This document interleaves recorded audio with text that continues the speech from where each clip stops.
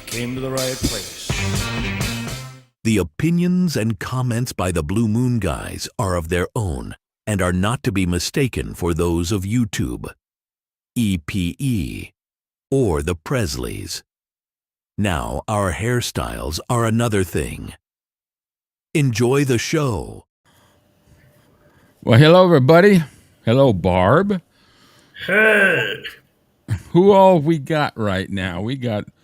There's Olga. Cool. And here's Rich, just popped in. Let me add him to the scene here. Hey. Oh, we can see his face. It's gonna snow. Have you always had a beard? Wait, let me check this out. Nah, I like that. Looks good. Yeah, it looks cool. Hey, Olga. Olga's on with us. Who else? There is bright. Steve. I need sunglasses. Oh, you're not used to the UV rays anymore. Oh God. Hey, I'm Mark. like a mole man. Chilling in Canada. We got Mark Young. We got Steve. We got Barb. And so anyway, I don't know how many people watched my. I know how many people did. I don't know all who did. Watch the watch party we did the other day. We're going to do a lot more of those. I got a whole lot of documentaries and different things I want to do that, and we had a lot of fun. So I appreciate everybody that showed up and shared and talked about it, and we might try a different time a little bit later or something like that, but we'll give more of a notification next time so everybody can plan for it if they want to be able to join in. It was fun. It was a great video. If you have never seen it, you should check it out.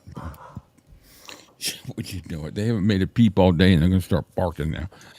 Of course. All right, so I got a lot of stuff planned. I got some more backwards Elvis. I got a couple of silhouettes, and then we're just gonna cover some other stuff. I got a little video. Rich had shown a video yesterday on his stream. The length was a little bit. I thought maybe went too long for this show, so I downloaded. I had another one from Gates of Graceland, and then I think I'm going to use the one that Rich suggested, and I have to do on a watch party. Do about a 30-minute watch party. We're going to talk about it. So, and hopefully Rich can join us. At the time if we got it at the right time. Yeah. Mark, I'm really excited to see the new Boz Elvis Lost. I am too. I'm itching for that. There's still question out there with how legitimate that advertisement for it is, but only thing I can say is we'll find out, won't we? How legitimate it is. There's Lesley. Yeah, thanks, Lesley. Yeah, we had a fun time with that. So the next one, there's a couple I'm thinking of. I gotta watch. Lesley suggested He Touched Me. I've gone through it a little bit. It'll be one of those ones that to let y'all know that I'll have a backup ready in the event that they kick me off for the music. But it's a great, incredible documentary, and I got some other great ones and some that we could we'll probably get a little bit of a back and forth on some of the subject matter. But I'm never going to show anything that's just pure hate. This is not what we're going to do. So, anyways, we're excited about that. We're going to do that at least once a week. And today's book, we've got 6 chapters left of the first part of this book by Peter Gronick, The Last Train to Memphis. So today we're going to cover. I mainly just reviewed the one chapter today, and if we move forward, that's fine. Based on he's getting ready to start filming. There's some interesting stuff in there I never knew or I just forgot. So we're going to do that, and I'll show you the one video from Graceland, and we'll just roll with whatever we got. I got some of my. I got a top list. I think it's 3 of the worst channels, groups about Elvis, in my opinion. It's my ranking. So, and Rich will be happy to know that I put that one face group in there as the worst for them. and You read my mind. and then I got a couple of others. I think one of them you guys might probably be able to guess. Anyway, so that's okay. I got that over there. Oops, autocorrect. I figured. I was like, Johannesburg can talk? I've lived here for like 40 years. I've never heard Johannesburg talk. Yeah, really. So a real quick update right now. When I want to get out of the way, uh, makes it sound bad. I just want to bring up because it's really great. But this week I was able to wire Cam the balance of what was in there, which was 500 and a little less than five. What was it, about 530? 530. After the fees. Yeah. Yeah, so I sent that to him, and like each time when he gets a nice, set of donations, we like to show you what he's got. So this is something that I've been waiting for him to be able to get. This is Cam's new bed. Wow. Tell him how much you slept last night. Like a baby, I I'm s- sure. I slept 12 and a half hours straight through. Yeah, I figured once he got that set up, the second he laid down there, son, tell him you did. And then he told me this morning, I woke up, I had no backache. So, None whatsoever. and one very, very big expenditure that he got yesterday, which was tragically lost in a fire, is a new wallet. I mean, you know how more important that is, but I made the big build up, and I thought, ooh, he's gonna get a car here, huh? So that's I won't cool. I say mean, that. Yeah. he's got a place to put his ID. Which were you ever able to get your new one? Yeah. Okay, good. It's in the front part of the wallet. You see on the other picture, the ID slides in there. It's got a separate Oh, okay. pouch I think that you only put up pulls the two out. pictures. So anyway, I've got some slides here I want to share. Let me get that out of there. All right. This is my top 3 worst social media Elvis channels. This is my list. And it's in, well, number one is number one. The other two, as far as it's just a one and a tie for two. But everybody else might have a different opinion. This is a Facebook group that Rich brought out last week. Tell them real quick who they are. Oh, I got a few names for them, but what they do is that they don't find their own material. They go around and they basically steal other people's information and their pictures are one thing. You know, we all use pictures, but they go around stealing other people's information off of their posts and don't even credit them. Or alter them. Yeah, well, you know, Word for word. and But yeah, you're right. Yeah. they claim it as their own. Now they have 43,000 followers. Okay, uh, I could do the same thing too and probably have 100,000 followers. But this page, if you guys come across it, it's a complete ripoff. All they're doing is just going around to the good pages, taking their information, putting it as their own, and trying to Yeah. make like they're the one that did all the work and everything on it. So Yeah. stay the hell away from this page. They're nothing but a bunch of crooks. Yeah. And then, so this is okay. This group right here is a Facebook group. And these are the ones that I sometimes will show that where they do these stupid little stories. Click here, but there's nothing to click.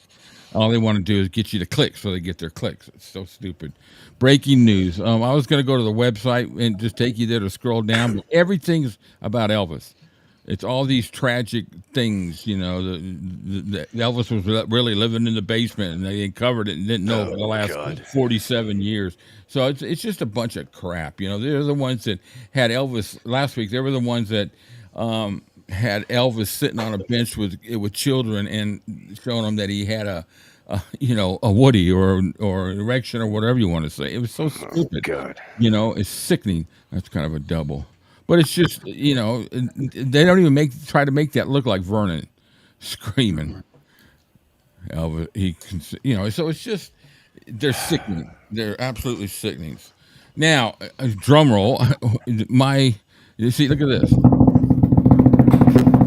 Oh God, he's living in the Number attic. Is one that what that's? worst social media site on YouTube, in my estimation. They're- That title looks familiar. Yeah, I know. It's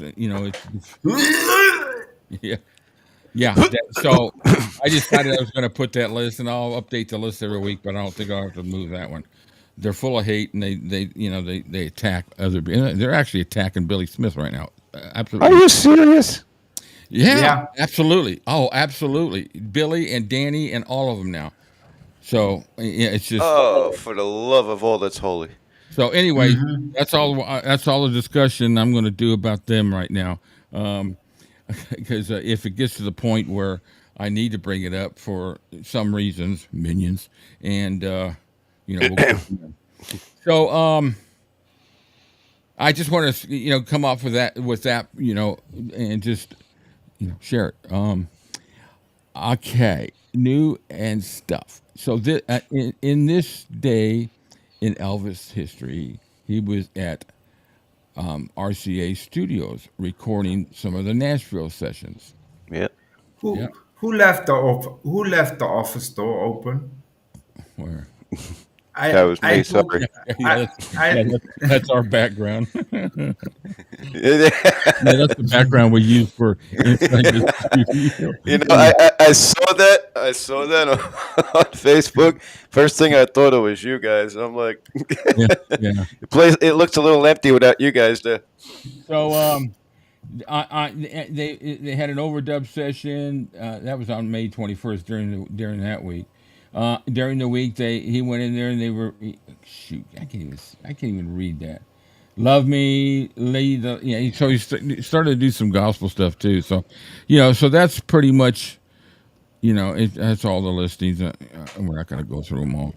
But the Nashville sessions, some of the 70 and the 71 box sets that they released were absolutely fantastic. So, and the Colonel books that we're going to be discussing this week on different days is Elvis and the Colonel by Greg McDonald, which came out last November, and Elvis and the Colonel 𝐷𝐿 This one will go pretty quick. They actually both go pretty quick, and we're not gonna go as in depth with them because they'll drag out forever. I'm really surprised we've gotten as far as we did with Last Train to that one, right? No, that's not it. Anyway, so that's what we're going to be discussing. We have decided we're going to do 3 days a week. More, it may be Monday, Tuesday, Wednesday, or Tuesday, Wednesday, Thursday. I got to make sure that it doesn't conflict with anything that Rich may have going on the radio or on. I only got the. Well, I do my live show Friday, and then Okay. Saturday and Sunday we got that other stuff. We're gonna do it. We're gonna try and start at like 3 p.m. Eastern Standard Time. So that'll get into the UK and some in the States. I know during the week people are working, so we may do one day at that time and then flip it and go a little bit later in the evening so people can other people can join into. It's so hard to try to do this without repeating everything. So, anyways, I'm really excited about that. Really wanted to start it this last week, and on our concert corner, but I just physically I wasn't able to do that at the time. It was a rough week with weather and whacking me down a little bit. So, all right. So the other thing I want to talk about this every week, and that just remember the CGF event that we're doing, and we saw that. This is CGF, and then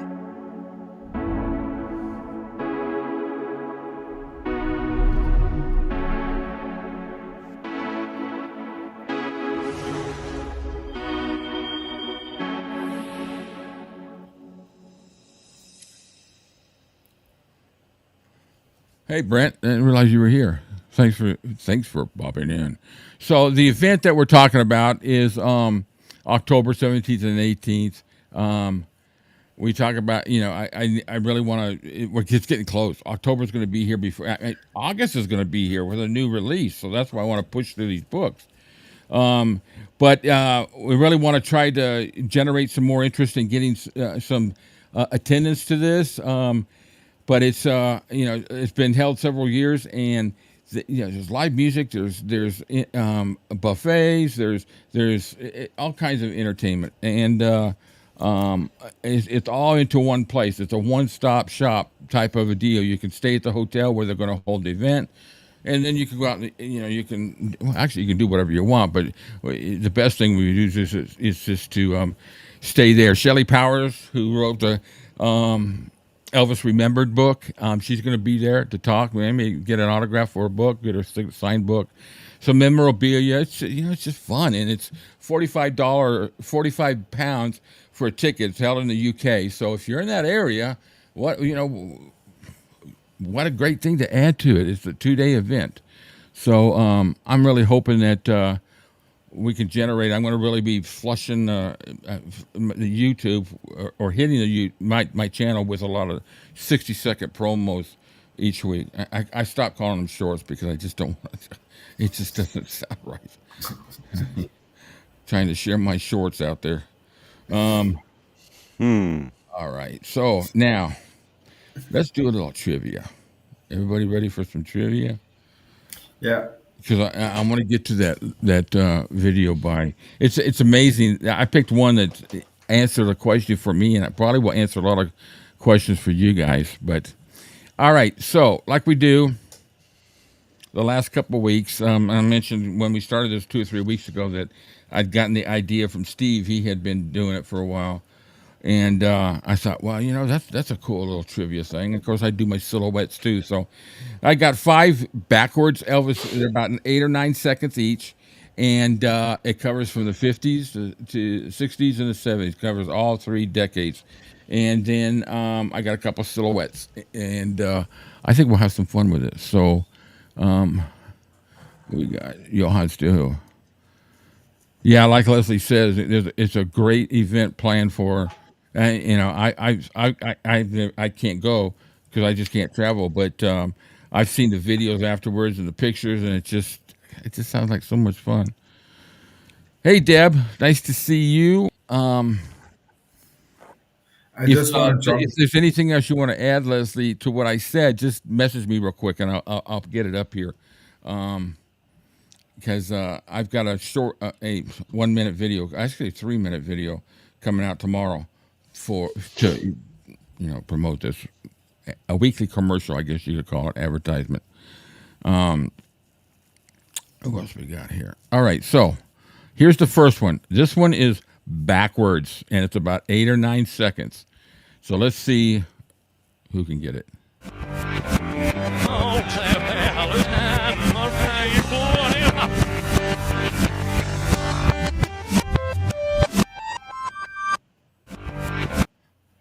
Any guesses? Why isn't it showing up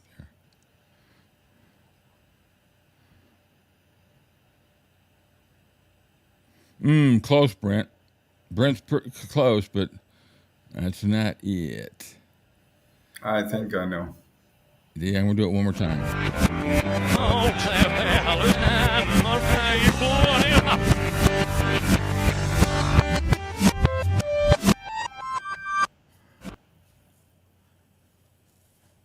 Brent got it. Here it is. Okay, that's all I'm going to play of it forwards because I don't want to be bumped off just for playing a game here. All right, so now another 70s one. A little bit slower, but a great song. I think you guys will pick this one out real quick.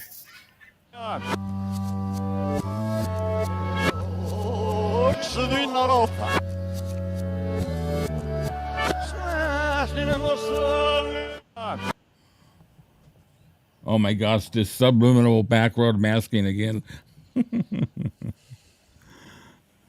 Nah. How do I adjust the volumes on these things? All right, one more time.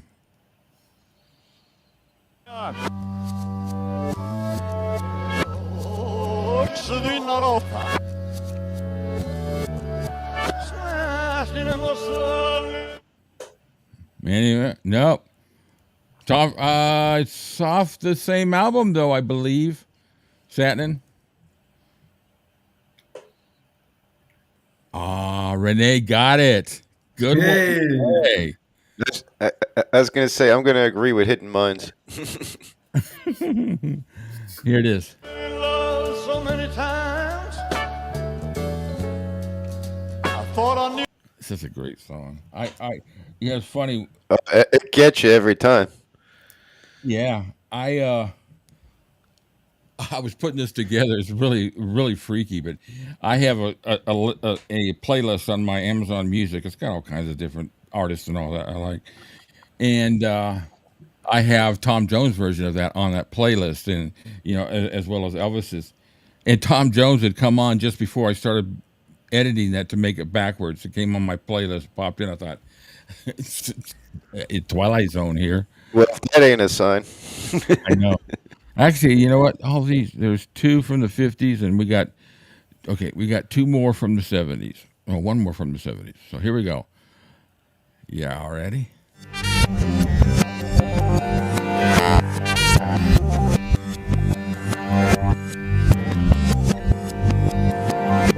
I can tell just by that one. Yeah, you know what? Yep. Damn. Yeah, I can tell by that. Did he say I love salami? Are you talking in the backwards? Oh, you're talking about Salami. That's funny. That's really funny. Oh. All right, so Brent got it.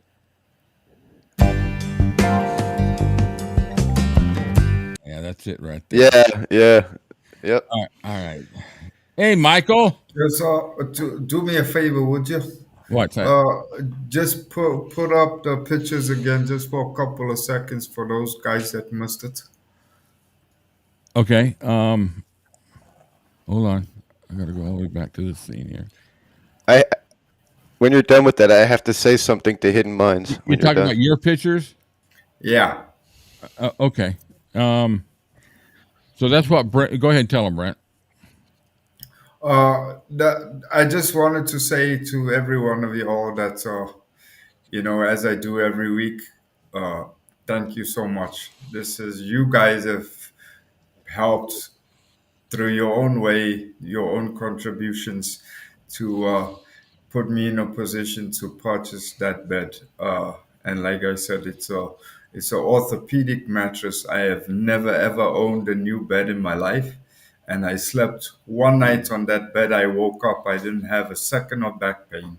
So to all of y'all that have made a contribution in any form, whether it be financial, whether it be emotional, whether it's just being there for support, thank you. Good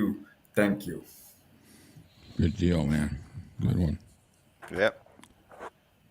That was the one that I. Oh, you good. Okay, so y'all got that one. So now, here's the next one. Going back to the 50s.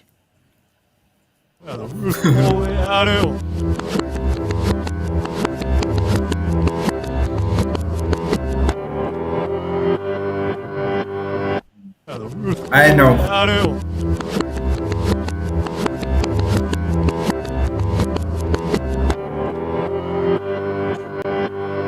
Anybody? Yeah. Yeah, you better. You think you got it, Cam? Uh-huh. Yeah. Ah, look at that. Lesley nailed it.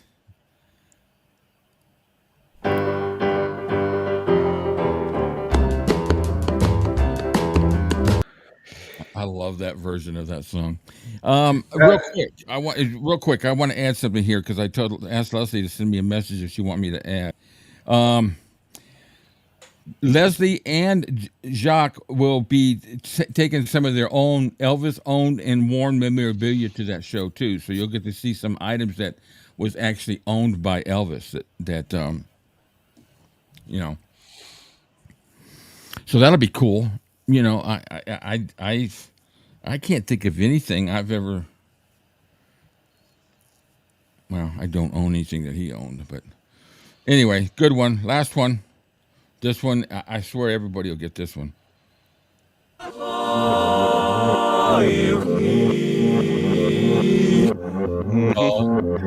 That bass line is a dead giveaway. And yeah, plus the back row vocals. The background vocals. That's That's the one that gives it away. Brent being again. So, edge of reality. Brent says, "Just kidding." Oh, look at that! Yeah, you guys got it. Hey, So I that's thought no that was fair. fun. that's a fairly easy one. Yeah. Yeah. So that was fun. I mean, there were a couple ones that I would not have gotten. Never Fall in Love. Now, the rest of them I probably would have gotten, but because I started, that was the only song that I didn't start it from the beginning of the song because it's got too much, and I wanted all these to have some of his vocals in it, you know. I want to say something. Is Hidden Mind still on here? I don't know. You still here, Renee? Yeah, because I have to tell him some. I don't know if he knows about this, but I was on Facebook and I followed Jerry Schiff. And Jerry shared Hidden Mind's video about, it was like the rare, I think it was Indiana concert Oh yeah, that Hidden Minds did. yeah. He's So on I there. want Hidden Minds to know that Jerry Schiff actually shared your video Oh, that's on freaking Facebook. Wow. very cool. Wow. You gotta feel good about that, Renee. I Uh-huh. tell you what, if you haven't checked out So Renee's, you know he's changed some of his format up. He's been doing some live, and he's got a great Well, channel, man. He's got a great channel. now I yeah, know what I have to do to get someone in the inner circle to follow my page and repost our videos. Renee, how did you bust your leg? it was some kind of rare. I think it was Indiana. He put it was like a rare video, and I was checking it out.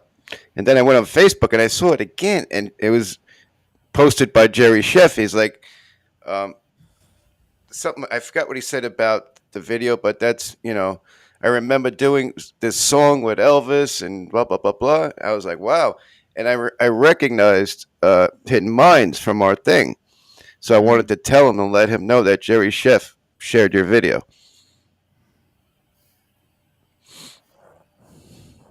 Sorry about that, guys. Hey, I was reading. It looked like it was a message coming to me about this show from YouTube. That's why I read it, but it wasn't. Since she reminded me of something real quick. Well, actually, I got pictures here to go through. But oh, wait a minute. I gotta get back to trivia. I got two more things. It Sorry. might have been the one from Cincinnati. Maybe that's the one it was. I don't remember exactly. All right. So Silhouette. Name the movie. Oh, hell. Oh, Oh, well, that's an easy one. Yeah. uh-huh. That's the last movie he ever did. Oh, well, that's great, Rich. Wah, wah, wah, Well, some people wah. some people might not know that. You don't know. Used to know a girl know, lived down there. not She dropped everybody me in knows some that. pick a mess of it, tied around my waist. All right, I won't say anything anymore. No. I was just kidding, Rich. It just it surprised me there for a second. Everybody's going to get this. I mean, Satnin got it, Lily got it, Lesley got it, Barb got it. That's why I was laughing, Rich, and everybody already answered it before you said that. Yeah, So yeah, there it is. All right. So next, last one. Name that movie. Name that tune. I have no clue. No idea. I forget. I gotta wait till I see the picture now. Indiana Jones and the Temple of Doom. Jurassic Park. Yeah. That's a good one. Satnin says it's Spin Out. And I did the Yeah, museum. look at Leslie. I'd like to book Dr. Carpenter for a home visit. I'm sure you would. No, it's You not and every Class Rock. You and every other woman. I think this is one of the very few. Lily got it. Renee says, I'm bad at this. I guess I won't see any videos of you doing silhouettes. I'm just Yeah, I I'm want to just, start. I'm going to start I'm following just his a, channel there. Oh, you got Renee. some, you got some great. He just hit 100,000, Wow. uh-huh. and Yeah, he's got some. you did it what, like less than a year, right at a year. Hmm. Renee, wasn't that unbelievable? He's got a cool channel. He really Yeah. does. Yeah, Yeah, somebody, he busts out his legs and then he gets Jerry Chef to repost his videos. you're really. All right, guys. So, where's the one? I want to do this real quick, and then we're going to play this video. I absolutely, when I first came across this, well, I got shares to do. Yeah, I got something to share with Lesley too. So, right here, this is my normal, pictures that I pull down and just some other stuff, just some highlights, just a potpourri of pictures. All right. So, first of all, well, I'm at slide 2. What the hell? Really? Are you kidding me? Is that the only picture I got in the slides? What the hell? Hey, how you doing? All right. So, well, I guess that's a bust. I'll save that for next week. What the hell? Okay. Sorry, guys. Share. So That's it. I'm not watching this show anymore. So Lesley sent me this stuff. It's really cool, and I always like anybody to send something in, whether it's a picture or something Elvis related, and this is really cool. We our watch party the other day was a video that involved a very close, a lot of the majority of the close group. And that was disheartening to find out he died 48 hours after that. Al DeVoren. Elvis has left the building, gentlemen. So, but they had Dick Grobe. Yeah. They had Dick Grobe and they had Sam Thompson and Joe Esposito. And it was just a great. And Did you guys? I have to ask you guys something because I've seen that before. Did you guys find Joe a little annoying in that video? Yeah. Oh, did I? You haven't watched our video yet, then? Oh, we bring it up. Yeah, he's got. Oh, I got one better type of deal. Yeah, yeah. Oh my God. Yeah. Now you can see what the guys are saying about him. It wasn't overbearing. It was more. It was. At all, but it was very noticeable when you're sitting there and you look at his expression on his face. It's like, I need to jump in here because my deal is, better. Yeah, Lesley says Joe was being Joe. Yeah, Joe's always struck me that way. Billy Smith put out a video this morning on his channel about the Memphis Mafia being loyal, and I kind of think it's a response to, I don't know, Nesthead.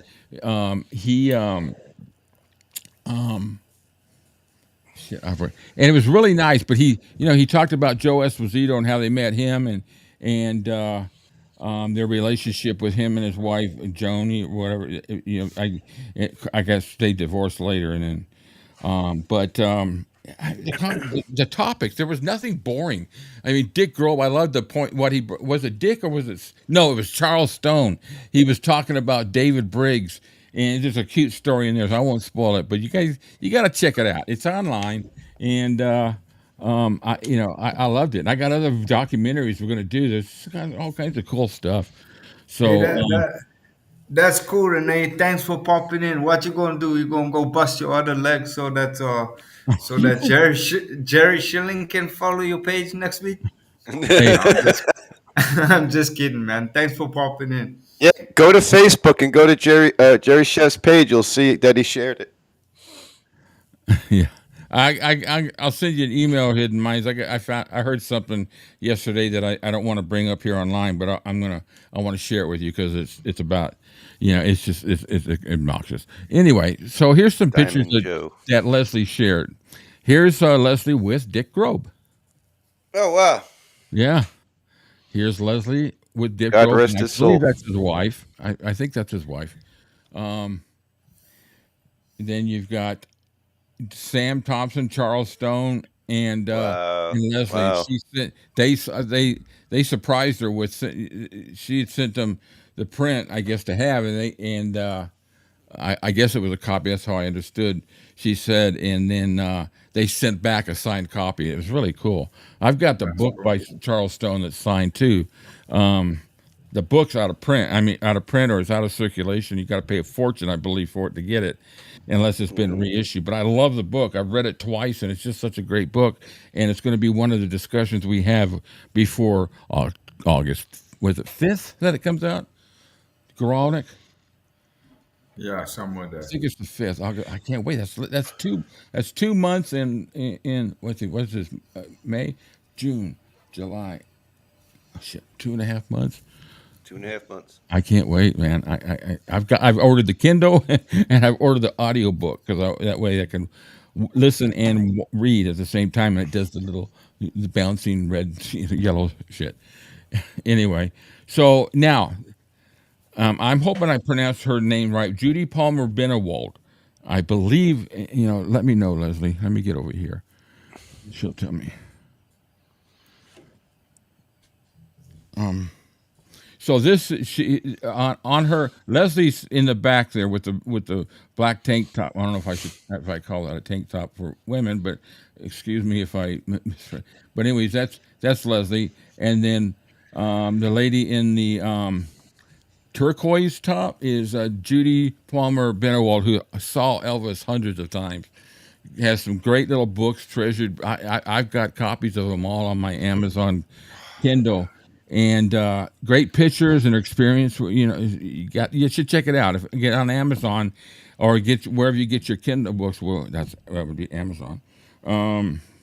And check them out. If you have Kindle Unlimited, you can kind of like borrow it like through a library. It's pretty cool. And I did that first, but Judy's in the blue. Oh, it's turquoise. Okay, I called it turquoise, but yeah, she's in the blue. So in the next here, she's talking to her again, and she's holding one of her books there. Oh no, that's Leslie's book, I think. Yeah. So in Judy's book, or in Leslie's book, it was mentioned here about Judy was mentioning about when her mother died. She stayed home for 8 years, but she was able to. She got a letter from Colonel Parker, and I don't know if I'm going to be able to enlarge that. That's going to be kind of hard to enlarge. Can I? Oh, I got to take the lock off. Well, that's better. But anyways, this is a letter from the colonel. Yeah. And then here's a sympathy card signed by the colonel and Elvis Presley. And this goes to show you. Lesley was mentioning it to me earlier. This is just another sign of his humanitarianism. A card, a letter from the colonel, the whole deal. Most people would just say, send their sympathies. Am I right?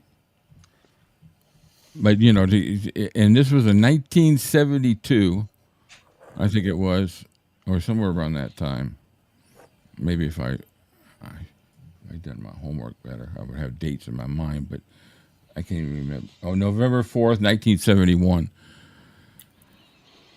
So anyway, that's cool, and she's got that. But Judy Palmer, her and Lesley are pretty good friends, and I've seen a couple of interviews with her. I think Dylan did an interview with her one time on his channel. So maybe that would be kind of cool to have her on our show one day, huh, guys? That would be awesome. She's got some great photos, man. So anyway, the one I really wish I hadn't screwed those things up.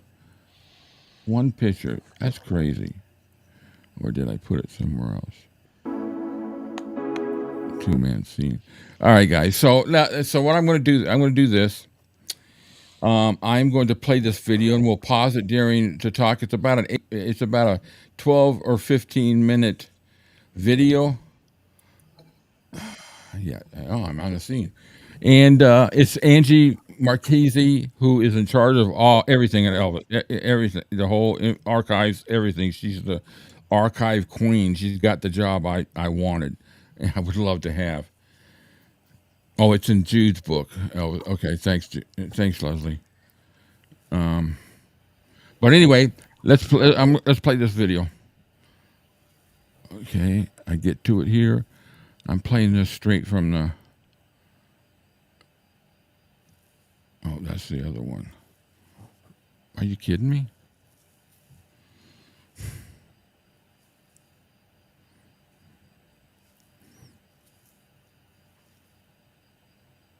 Oh, there we go. There's the videos.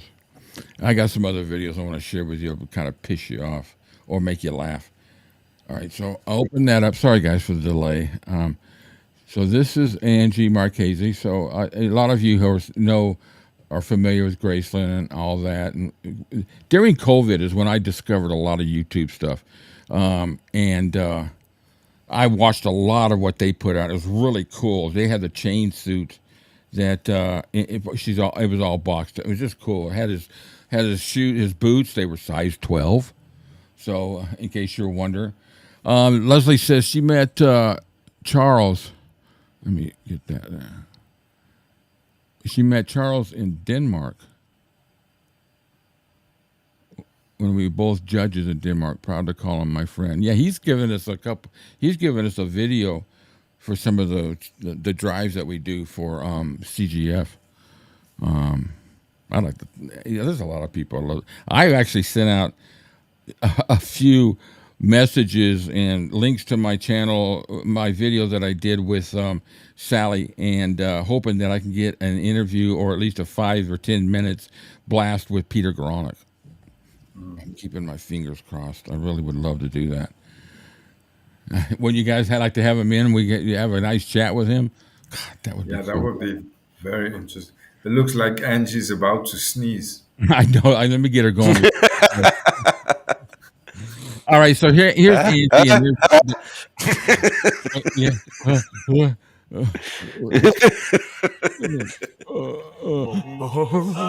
Somebody didn't dust the piano room. Yeah, really. All right, guys.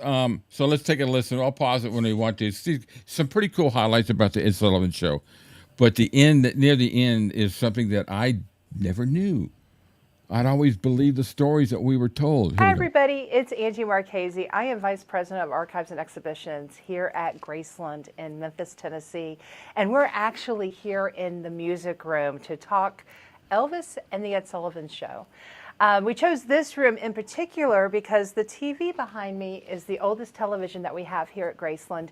And it was probably the same one that Elvis's parents watched when Elvis appeared on the Ed Sullivan Show, September of 1956. I know you guys threw a lot of questions out online, so we're going to start doing a simple kind of Q&A and show you some documents and some items we have here from the collection. So if you're ready, let's start. Okay, Angie, we've had several questions come in about the clothing that Elvis wore on the Ed Sullivan Show. Tell me a little bit about where that clothing is, if it's still around, and what it was like. So the clothes Elvis wore on the Ed Sullivan Show, a lot of it came from a local clothier, Lansky's Brothers, down on Beale Street. Unfortunately, none of it resides in our collection here at Graceland. There is some of it that's in some private collections around, but none of it resides in our collection. That was one thing that when we first started doing research and we started looking into this project, that I started doing some photo research, just hoping we could photo match some things, but we weren't able to. So, but he did buy a lot of it locally at Lansky, so stayed with the hometown clothier. But we do have one thing in our collection that appeared on the show that's sitting next to me. you. Yes. Tell us a little bit about the guitar. So when Elvis first appeared on the Ed Sullivan Show, he used his Martin, and he used that for his first and second appearances. For his third appearance, this guitar made its debut. It's a 1956 Gibson J200. Elvis used it not only on the third Ed Sullivan Show, he also used it in the movies Jailhouse Rock, Loving You, and King Creole. And then he had it refurbished in 1961. They changed the pick guard and they added his name to it. And he continued to use this guitar his entire career. It's the oldest guitar in our collection, and it did make one of its debuts on the Ed Sullivan Show. And Austin Butler got to play it. Come in asking, Yeah. why didn't What a history on that thing. You know, it's really interesting. At the time when Elvis appeared on the Ed Sullivan Show, Heartbreak Hotel had already been released, had already gone gold, had gone to #1. So the Ed Sullivan Show gave Elvis the opportunity to sing and record and promote other songs that he was doing. In fact, some of these documents here actually talk about songs that Elvis was going to sing on the show. This document is dated September 25th, 1956. And as you read, it says that we want to do the new recorded title, Any Way You Want Me, and also a new novelty tune, Paralyzed. So they were really trying to get Elvis's music out there, especially the new stuff. And of course, on his first show, he did the cover song for Love Me Tender, the film he was making at the time when he appeared on the Ed Sullivan Show for the first time. So he was promoting his movie as well as his music. But Heartbreak Hotel had already been #1 for so long that they were trying to do some new stuff. Another great question is, why didn't Elvis ever use a microphone on the Ed Sullivan Show? You know, that's interesting because on other shows he did. It really was the setup in the studio. It was all the mics and all the sound came from the rafters, so there was no need for Elvis to have a microphone on stage. But it really was depending on the studio setup.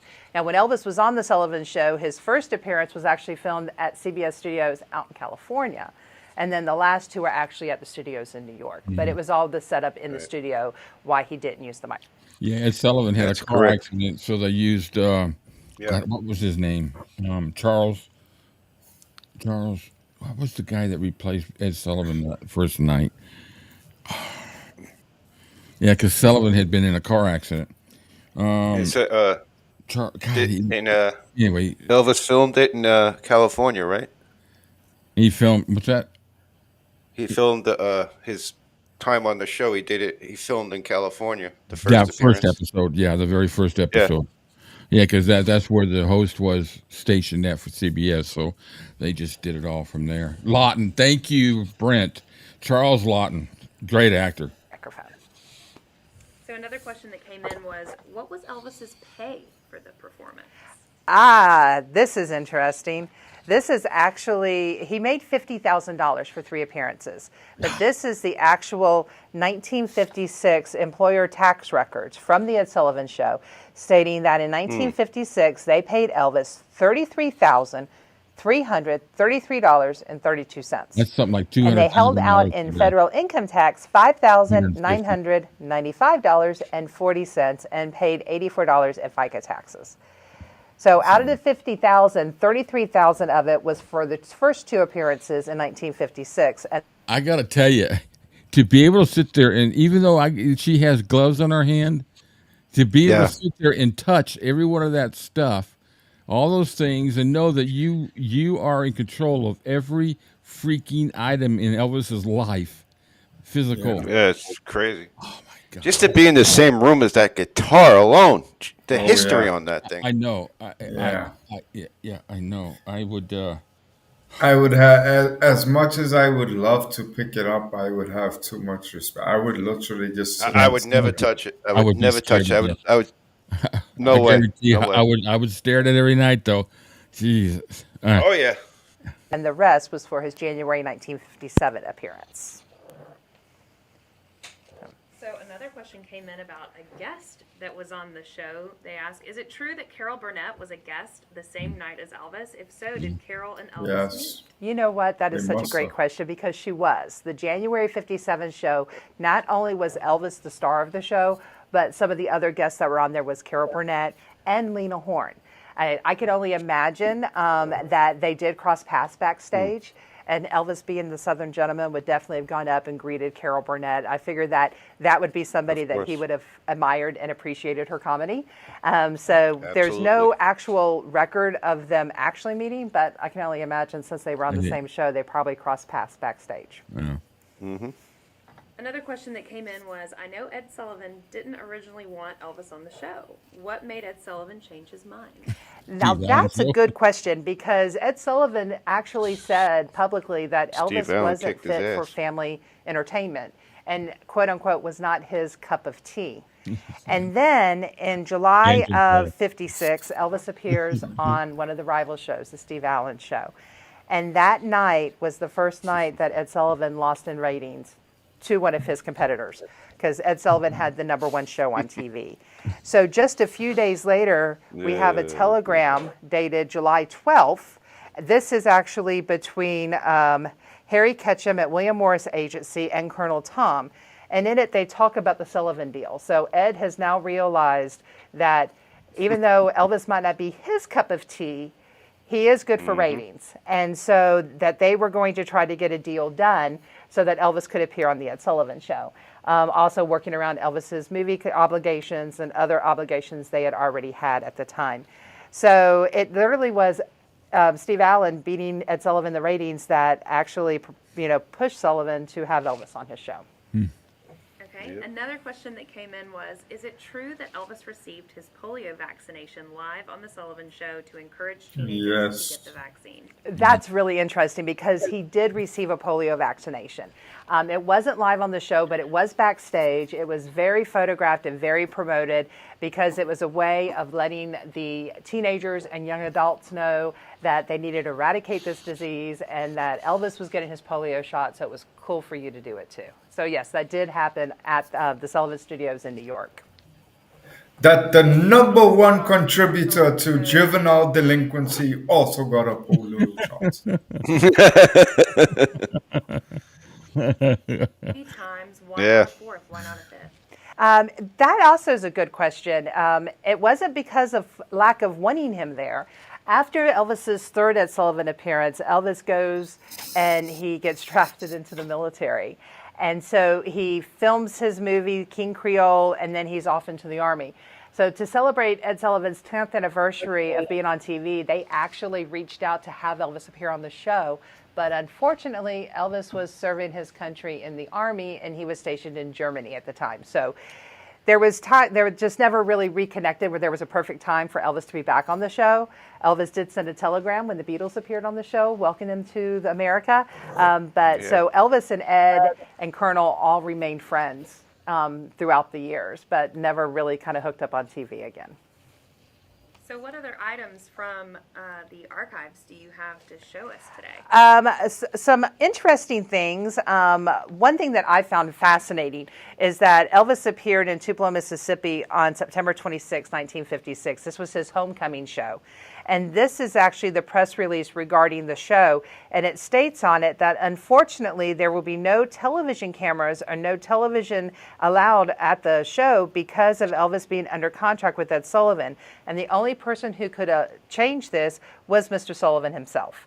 So Elvis agreeing to be on the Sullivan Show also kind of hindered other shows from having him on television. So I thought that was really cool.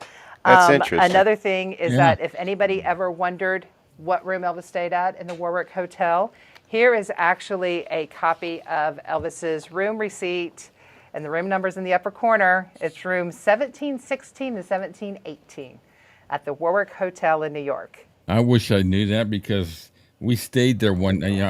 My career was in the hotel industry, and I was up in Connecticut, and we used to go down to New York and visit different properties for ideas, and we stayed at the Warwick, and it never popped in my mind that he'd stay there during Ed Sullivan. It would have been cool to know the room number and just go up there. What a cool hotel too. We also have several checks paying for hotel stays at the Warwick. That was Elvis's go-to hotel when he was in New York. Oh, and the other interesting thing, he checked in under his character's name from Love Me Tender, Clint Reno. I thought that was kind of fun. He actually flew under that name too when he went to New York.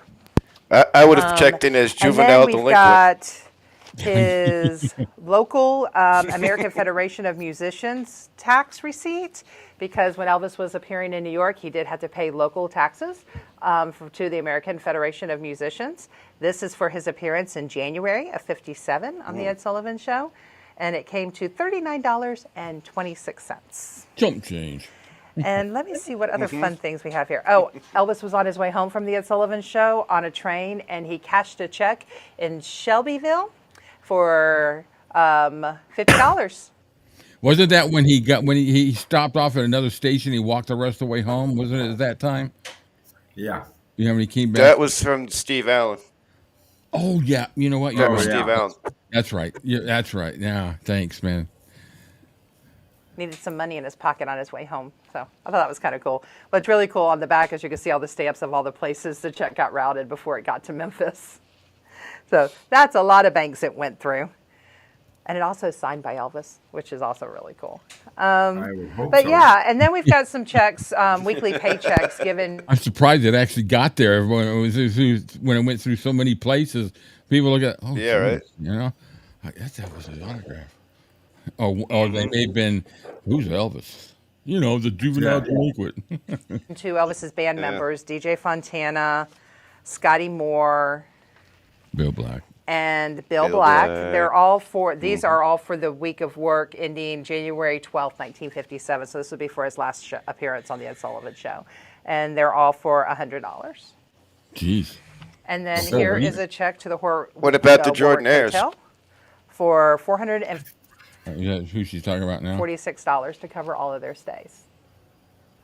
That's for the hotel stuff. Then here is a check to the She doesn't Warwick say anything Hotel about for $446 to cover all of their stays. Damn. So out of the money that Elvis That's made what for it the costs show, now for one night. I mean, seriously. I mean, by the time you Yeah. pay the room and everything else, and you valet parking or whatever, it's $400, and that paid for everybody for a week. Yeah. Crazy. not only that wasn't money that Elvis cleared, that was money that Elvis used to pay expenses for the guys, for the band, for their travel, for their stay, for everything. All that came out of Elvis's part of the money. All right, do we have time for one last question? Yeah, sure. Okay, we got lots. All right, so this is the part that educated me on everybody to know what we're talking about. Questions about the songs that Elvis actually played on the show, but the specific question is it true that Ed did not want Elvis to sing a gospel song? Now, that's very interesting because everyone has always heard that Elvis wanted to sing a gospel song on his final show. In fact, the last song he sings on his final appearance is Peace in the Valley. What's interesting is that we found in the archives this letter. It's dated January 3rd, and it says, Mr. Elvis Presley. It says, Dear Elvis, we have advised Mr. Sullivan that you are going to be doing the following songs on his show Sunday, January the 6th. When My Blue Moon Turns to Gold, Too Much, and Paralyzed. When the Colonel went to New York to discuss the setup with Mr. Sullivan for your appearance on Sunday, Mr. Sullivan thought it might be very appropriate for you to sing a hymn or a semi-religious song on the show. This would be in addition to the 3 you've already scheduled and if time is permitting. You certainly can sing a hymn very effectively, and I think it would make a very strong impression on the viewers. It has also been suggested by Mr. Sullivan that the hymn be Peace in the Valley, which, as we all know, that's the song that Elvis sang at the end of the show. So it's quite interesting that that request actually came from Ed Sullivan. Did you guys know that? Well, no, I didn't. But I'd always heard the story that it was a mom. He did it for his mom. That was her favorite I song. was just going to say that's the thing that was circulating all these years, but there's never really actually any proof of anybody saying that. Yeah, that did happen. You know what I mean? Yeah. And now we know who made the request. Yeah. They actually requested So- the so- specific song. So that whole myth—that's a whole myth bust right there. Yeah. And that just floored me. I actually did a video on it. One of my very first videos. Who requested Peace of the Valley or something like that. That just really surprised me. All these years you hear about, Sullivan didn't want a gospel song, but Elvis and the Right. Colonel always got their way. And here it is. It's great. It's crazy. And not Elvis's request, which is what has been folklore all these years. There you go. Yeah, just what So you see. that's just a quick look at some of the stuff here in the archives. I hope you guys have enjoyed talking about the Ed Sullivan Show. I've enjoyed it, refreshing my mind on several facts. I hope 60 million people tune in and watch this like they watched Elvis the first time he was on Ed Sullivan, or at least 82% of the viewers. But yeah, I hope you guys have a great time, and we will see you guys here in Memphis and see you at Graceland real soon. Bye. I love that. It's just, you know, God bless you. Adios. if you guys have never gone to that YouTube site, do yourself a favor and just check out the different stories. You know, the one that Rich sent me, it actually yeah. flows in with you know, what we've been doing on books, and it's them unpacking all these different books and the Yeah, title. it's a whole it's a whole enlightening. series that they do on Graceland's YouTube channel. It's called Gates of Graceland with Yeah, Angie and Tom Brown. yeah. I've watched it. I've watched probably just about every one of them. Yeah, You know, they're all good. they were really putting them out during COVID. You know, and Yeah. they're all good. Plus, they got other stuff on the Graceland site, but it's Yeah, they you know, do. and Tom Brown's great. He's involved in Elvis Week a lot too. Hmm. So, all right, let me close that now. Where are we at before we get? Oh, I have a couple other things. I want to get these out of the way and we get into the book. So where is it? Too empty. All right, so I got another video here, and who out there knows who Elvis considered was his favorite impersonator of him? You Oh, guys we know? talked about this. Yeah. Oh. Elvis saw him on Johnny Carson one night, and All right. I don't know who it was That blows revealed my the thought out the information. window. And you know, he used to do it a lot in his act. He's not an impersonator of Elvis. He does an Oh, impersonation. was that the dude from Taxi? Yeah, Ah, yeah. thank you. Andy Kaufman. Andy Kaufman. Yeah. Yeah. Now here you go. I'm gonna play his, and I'm not gonna. I don't know how much I'll do because I don't think I'll get hit with, you know, being blocked. But here we go. And he, you know, he puts his humor into it a little bit. You know, he over does it, but is not distasteful. You Right. know, and he, but when he gets to singing is when it blew me away. I remember watching this that night because I used to sit and watch Johnny Carson every night.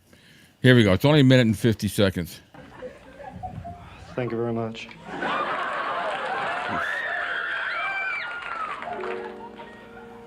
Treat me like a fool. Treat me mean and cruel. But love me.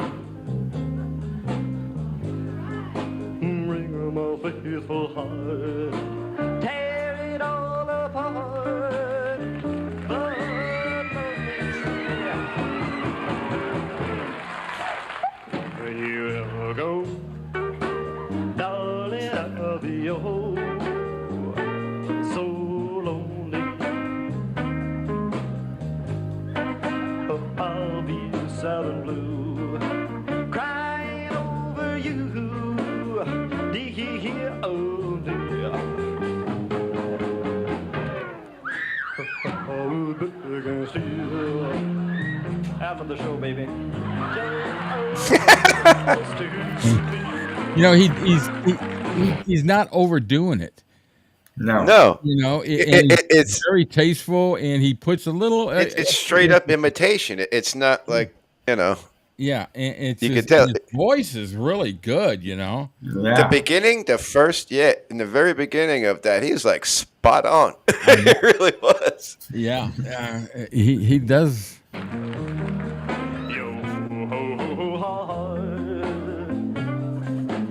Not bad, sir. Beating close to mine. He keeps doing that. Gee. Was so lonely. Begging on my knees. All I ask is please, please love me.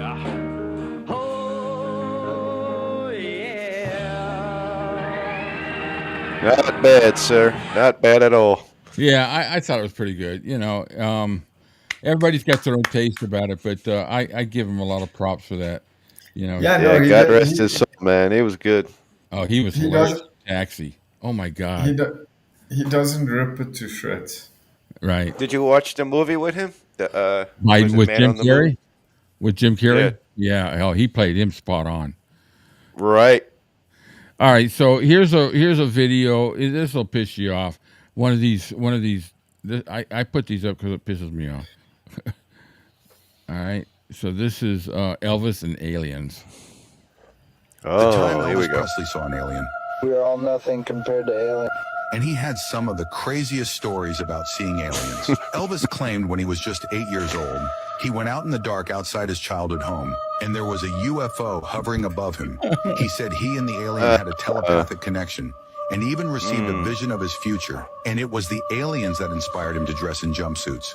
Oh. Since this day, Elvis would read books about the UFOs trying to solve the mysteries of existence. And all this time we were trying to figure out where he got the idea. It was E.T. I was just gonna say, man, Genius on the topic mystery reached solved. such heights that his manager I know. considered it as a distraction and burned all his books, putting an end to his learning. Elvis's Okay. father, Vernon, shared that when Elvis was That's enough of that crap. And this guy was dead. He knows this how. Okay, yeah. The colonel burnt all Elvis's books to stop him from reading. Yeah, just like the colonel told Elvis to stop buying the river, mountain valley water. Elvis was like, "Okay, colonel. Yeah, I'm not going to drink that." What did Elvis do? He sent Charlie straight out to go buy more water. So that so He the put more, the colonel, like 10 more yeah, cases of it. yeah, the colonel burnt his book so that he could. Okay, colonel. Yeah, it's cool. No, you guys just go out and buy the whole bookstore. Yeah. Yeah, right. Yeah, These here, guys, I here tell you you. go. Here you go, Val. Here's the. Well, I don't know if Val's here, but somebody requested this for that video.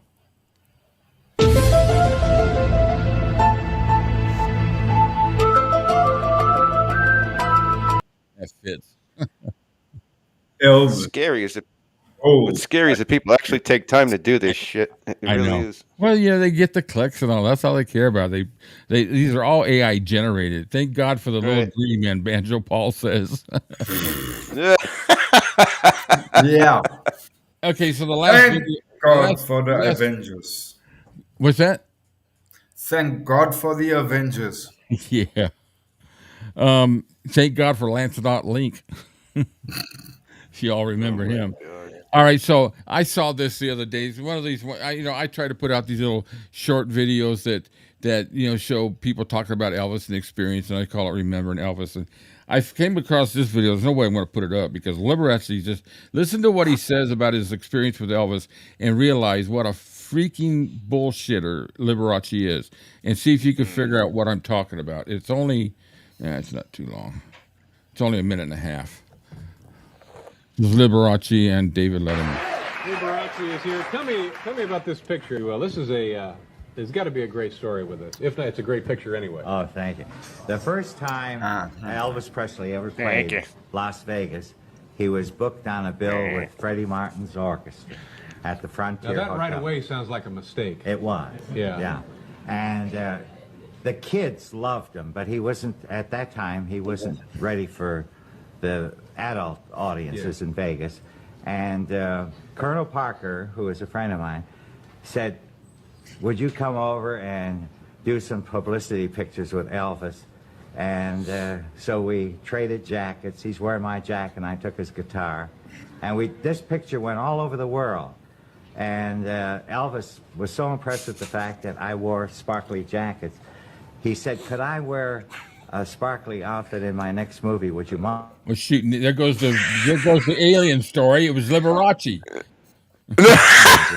And I so thought that you owned the rights to wear the sparkly jacket. But listen to what he says next. this is his jacket, which I gave back to him. Yeah, a sedate little member. And in his next movie, he wore not only a gold lame jacket, but he had pants to match. Oh, so you were, in a way, responsible for... In his next movie? No. Hey, people come up with such Anyways, guys, those are all the little quick videos I got to share. I thought, that voice, man. Oh, God. Yeah, you know what, C-Cat, I got that book. I have never read it yet because I've kind of, I got it on a free download, and I haven't read it yet. This is a picture of me and Elvis. Oh.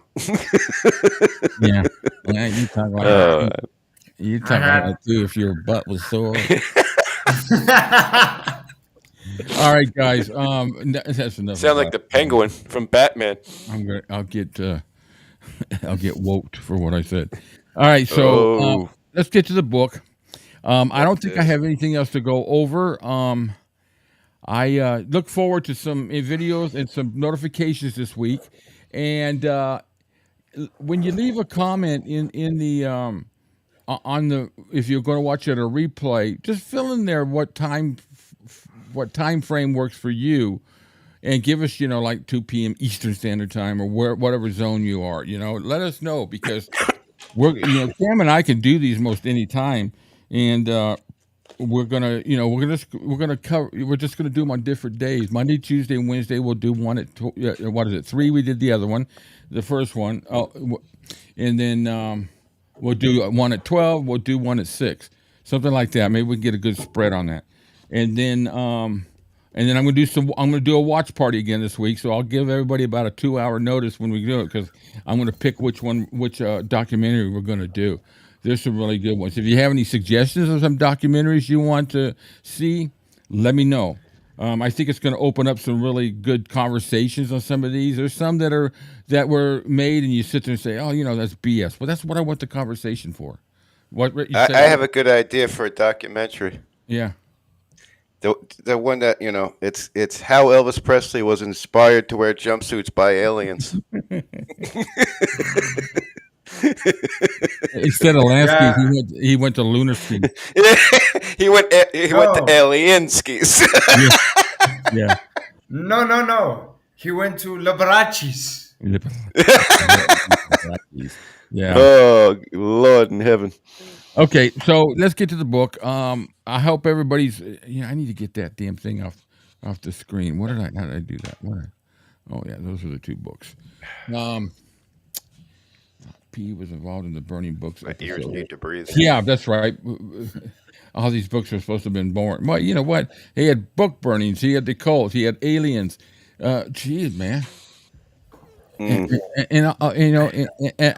all that, he's living in what is it, Alabama, and his name is Bob Joyce. Kalamazoo, Michigan. Yeah, at a Burger King.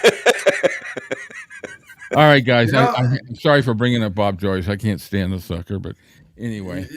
Liberace has a point there. Considering Liberace gave him the inspiration for the flashy jacket as far back as 56. I wonder, do you guys think that Liberace called up at the time of the satellite special and said to the guys, "Hey, I've got this brilliant idea for a jumpsuit"? You sound just like him. You sound exactly like him. Damn, that's a good impression. Very good. Don't you guys think something like an American eagle would serve the purpose, even though he's going over?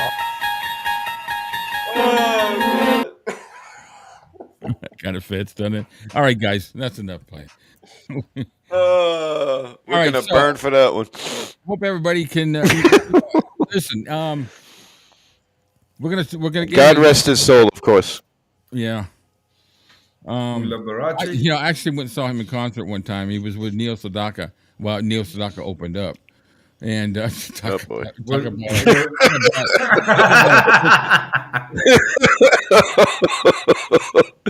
Who did you piss off that you had to go to that show? Let me tell you this. That was my first concert date with my first wife, and I think it probably should have told me everything when we walked out of there. You must have really loved him. I know. You must have really been in love with them. My God. And, he was, Liberace was a nasty guy, too, on stage, man. He was not, it was, well, of course, this was 1976. 75, 76 when I saw him at the Fox Theater, and that You that know, it'd kind of be made cool. me It so would have been dizzy. funny to see Liberace and Jerry Lee Lewis do a duet together. Could you imagine that? Oh my God! Did Liberace sing? Can he Somebody tell me, sing? was he just a keyboardist or No, I I don't like saying no, pianist. he did in the 50s when he was on TV. He used to sing when he had his okay. TV show. I don't remember him I don't know singing. that much about him. I But don't know that I much tell you about what, him. he could play a piano though. He was good. There was some stuff he oh played. yeah, I Yeah, really I liked. can't take that away from him. No, no, Absolutely. There's a reason why he was big as he was. no, I I wouldn't know think that, Rich, but I think he just tried to outsmart Elvis with his flashy jumpsuits because he was pissed off Elvis got more ass than he did.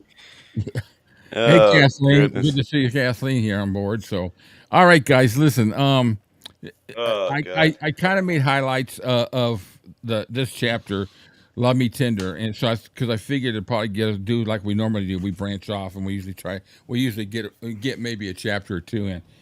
Fortunately, we're down to just 6 chapters, and I want to get into the Colonel books, and I think the Colonel books are going to wind up being more during the week, and the reason why is because I want to do the second part of this series from Gronick instead of breaking it up in between. I just want it to flow all together.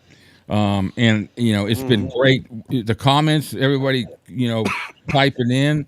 If you want to call, and you got something to say, give us a call. Get WhatsApp. You need to get yourself WhatsApp, and it's free no matter where you're calling from. And the number is up here: What's that? 770-580-9418. And I'm trying to create a WhatsApp group. I've got some people in it because when we do make last minute decides we're going to do a live chat. Let's do a live chat in 2 hours. Well, I think we could do a good. Some people say, "Well, I didn't even know what happened." And so they didn't get the notification from YouTube because they may not be getting the notifications. So if you get a WhatsApp, I'll just send out a text, say, "Hey, we're on it with a live chat," and that's it. If you want to go, that way you guys know. So anyway, that's my spiel about that. So anyway, we just finished with. He's at the tail end of his relationship with 𝐉𝐞𝐤𝐿𝐿. I mean, as far as I wouldn't say the tail end, but it's he's getting into the movies. And there's some pretty cool stuff that I learned on with this. So let me get this. So that's the picture from Love Me Tender, and so this one I put. He reported to the studio for. Excuse me. He reported to the studio for meetings and costume fittings at the beginning of the following week. And this is right after some concerts down, I think, in Texas. Unsure exactly what preparations was required. I'm going to enlarge this. This is crazy. I'm wearing glasses. I still can't read it. He had memorized the entire script, not just his own part, but everyone else's too. I've always heard that. What an amazing thing to do. I have no trouble memorizing, he told a reporter proudly. I once memorized General MacArthur's farewell address, and I could still reel off Lincoln's Gettysburg speech from when I memorized it in school. Wow. Wow, that's just He had like a mind like an elephant. a mind like yeah. I mean, I've always had a problem memorizing things until I learned a trick about it. It was like words or association with something. It was kind of, I don't know. It just didn't really hold for me because I can't even remember what the page I was just at before this. So, but it's amazing. This guy's what? How? This is 56. So what is he? 21? Yeah. But this kind of fits Yeah. into the story that I heard Gordon Stoker talk about when they were in the studio recording the gospel songs. He listened to Joshua Fit the Battle once on a demo, and then he read through the lyric sheet once, and he recorded the song. Yeah, that I've heard that Yeah, too. I've heard that. And then you've always seen there was always those three that I can think of. You would see where you always had problem with the remembering the words or the starts of the songs. Like "Burning Love." For the first year he played that, he could never remember a certain portion of it, and of course we all know this. I just can't help believe it. He could never get but once he got triggered, he knew the rest of the song. And then, of course, later in the years, he had to take a look at the lyrics from "My Way," which that's kind of understandable. There's a lot of words in that. But yeah, like I said, I think didn't Charlie Hodge say that was? Go ahead, Rich. The thing with the lyrics on stage. I remember Charlie Hodge saying in an interview, he said that was just all an act. It was just really they did that just that was like a thing going around that time. So Elvis did it too. One of my documentaries. I don't know where the interview is, but I've seen it before. Well, I've got the documentary he made, the Elvis I Knew. It's about an hour documentary. That'd be a good one to watch. It's all Charlie Hodge. It might be in there. I think. Yeah, actually, I think it's in that one. Go back and look at that. I think it was that one. Well, I think that'll be our next one. We'll do a watch party with that. It's about 45, 50 minutes long. With Charlie Hodge, the Charlie Hodge thing. Yeah. I think that would be awesome. He's sitting like out by a river, and he's talking about Elvis, and he's telling, it's a really good one. Yeah. Yeah. Now he's one of the only people out of that whole group that I physically met. I got the chance to talk to him 2 or 3 times when he was in Pigeon Forge, where I owned a condo at the time, and I used to go there all the time and go watch him when Eddie Miles was there, which was he was a really good act. Did an Elvis portion, then he did a country portion, and Charlie, for the last several years, was part of the show. Now, what everybody needs to do to hear this, Eddie Miles was been around a long time, and I was never really a big fan of Elvis, impersonators. But this guy, this is when I learned the verbiage Elvis tribute artist, and his act was usually about an hour and a half long, and his first act was all just country music. He'd do Merle Haggard and all those great country songs. And then the second half was all Elvis, and it started off with the 2001. But he was so tasteful. But Google Eddie Miles, "I Will Be Home Again," the song that Charlie does harmony with Elvis. When you hear that, I'm telling you, you will not be able to distinguish it from the original. And I've tried my best. I've downloaded it and connected them, and I could figure it out, but it's unreal. Just check it out. It's really good. Eddie Miles and Charlie Hodge. I just put in Eddie Miles, "I Will Be Home Again." Yeah. I will start anew. Isn't that the one that Charlie wrote? Somebody wrote. Anyway. I don't know if he wrote that or not. I have no idea. I digress again. So anyways, this is why we only get through a chapter at a time. So next page, I got on his second day on the set, he met 25-year-old Nick Adams. I wasn't around. I'm a big fan of Nick Adams for the movies I saw. He was in No Time for Sergeants with Andy Griffith. What a great movie. If you've never seen it, check it out. Nick Adams, but he was good, and I think him and Elvis had a really such good a shame what happened to him. Yeah, he was. Elvis got really close to him too. How did he die? Was it suicide? Wasn't they said it was some kind of overdose, but there's a lot of mystery around it, and one of those stories. Some people say he was actually murdered because he was going to reveal some stuff about Hollywood or something like that. Yeah, when Elvis found out, he had one of those, types. Yeah. Of, then Elvis. What was weird was, from what I read, Elvis found out. When he found out about Nick, he said, well, they finally got him. Well, I've got the book by Nick Adams that his daughter finished off and put out, and it's really good. Yeah. If you get a chance to read it. There's like a whole big mystery around his death, a whole big mystery. So on the second day of the set, he met Nick Adams, 25, so what was he, 4 years older than Elvis, a Hollywood hustler who had originally brazened his way into the cast of Mr. Roberts. Great movie. Great movie. 2 years before, by doing impressions of the star James Cagney, and the director was John Ford. So that was a good person. For a person that was so connected or had so many different connections with so many different people in Hollywood, I can't think of anybody in that Hollywood world that was close to him, not relationship wise, but he acted with or he met or whatever, that ever really said anything negative about Elvis. No. I mean, can you think of a person? I mean, I've heard, there's a couple actresses that didn't like acting with him, but it wasn't one of these, Ask National Enquirer type, stories.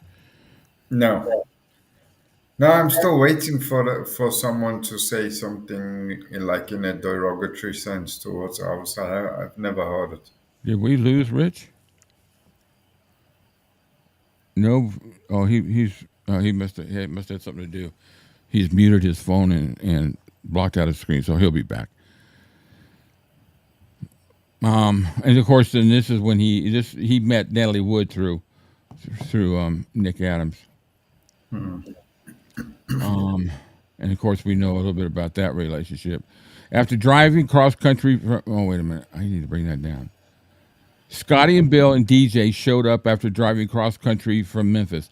They had been promised a tryout for the picture, and there was an RCA recording session with Mr. Scholes scheduled for the following weekend. They were asked to play their regular show, but when they got done, they were told they were not hillbilly enough for the picture.